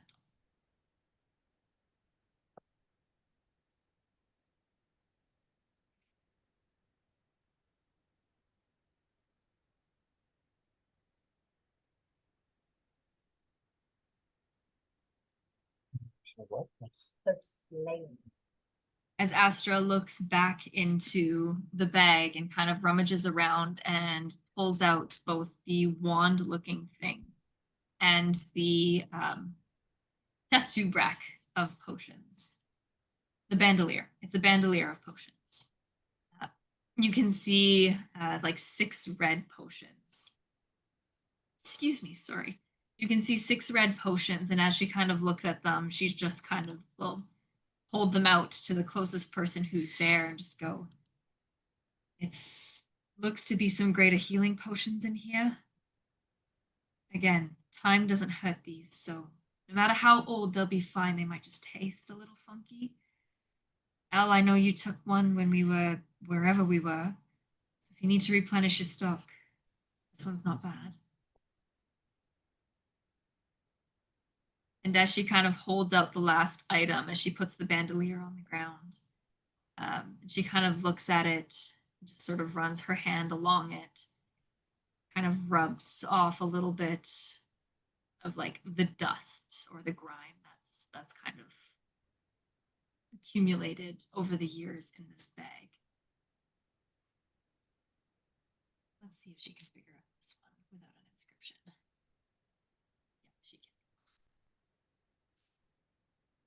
She kind of rolls it over in her hand. She takes a good 5 minutes before she kind of looks up towards you, actually, Apoc. She says, I think this kind of mimics one of your abilities to find enemies.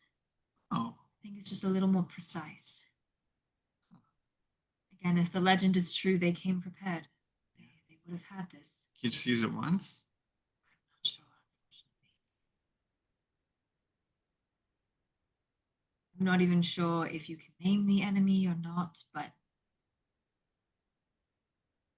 however you use it, it might be able to point you exactly to where the enemy is. Huh.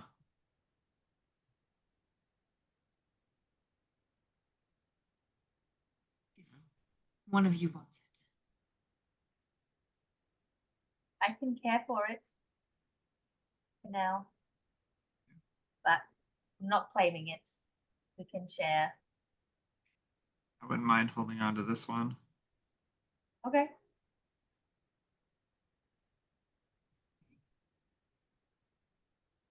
You can add a wand of enemy detection to your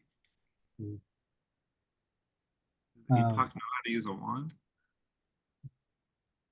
I don't know. That's the character choice for you.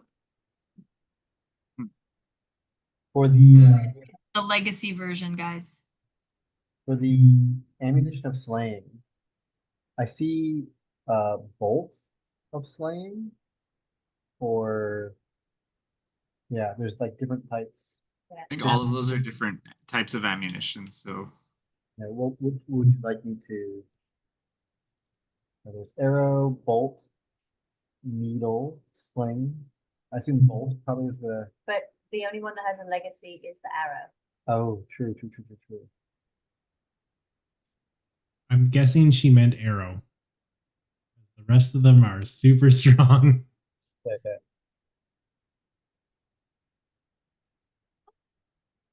I have a homebrewed javelin that I can see. That's why I said that.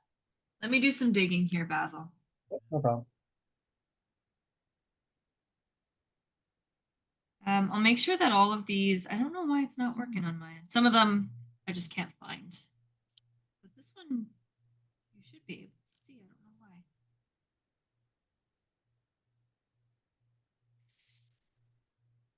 It will be in your character sheet before the next session. Amazing. That's very odd. Weird. Okay.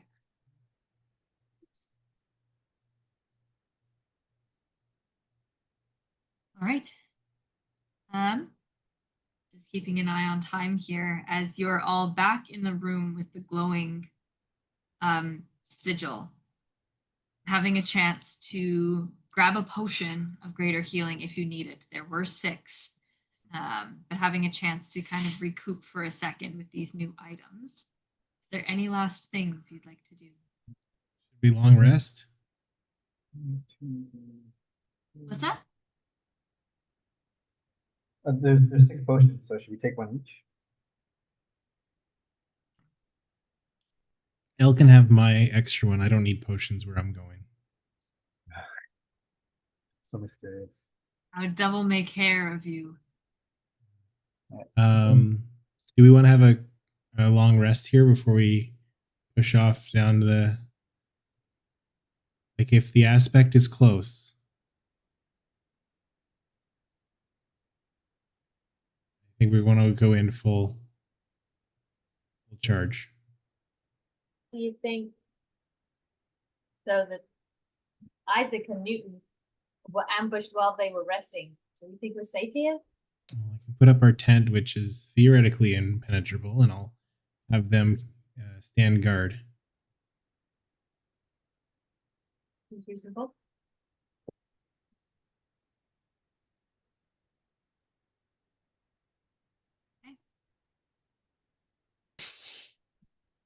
So as Aurora puts up the tent, you're all able to cozy into a nice, comfortable environment. The floor is still hotter, at least for now, but the air is kind of cool and cooling all of the metal that's on your body. A few of you who are wearing any kind of metal armor or any kind of metal belt buckle or anything that would be touching your skin have now noticed that there's like some of the fur has just been like burned away a little bit. You've got kind of like some burn marks, like a sunburn almost, if you're wearing any kind of mail that's touching your skin.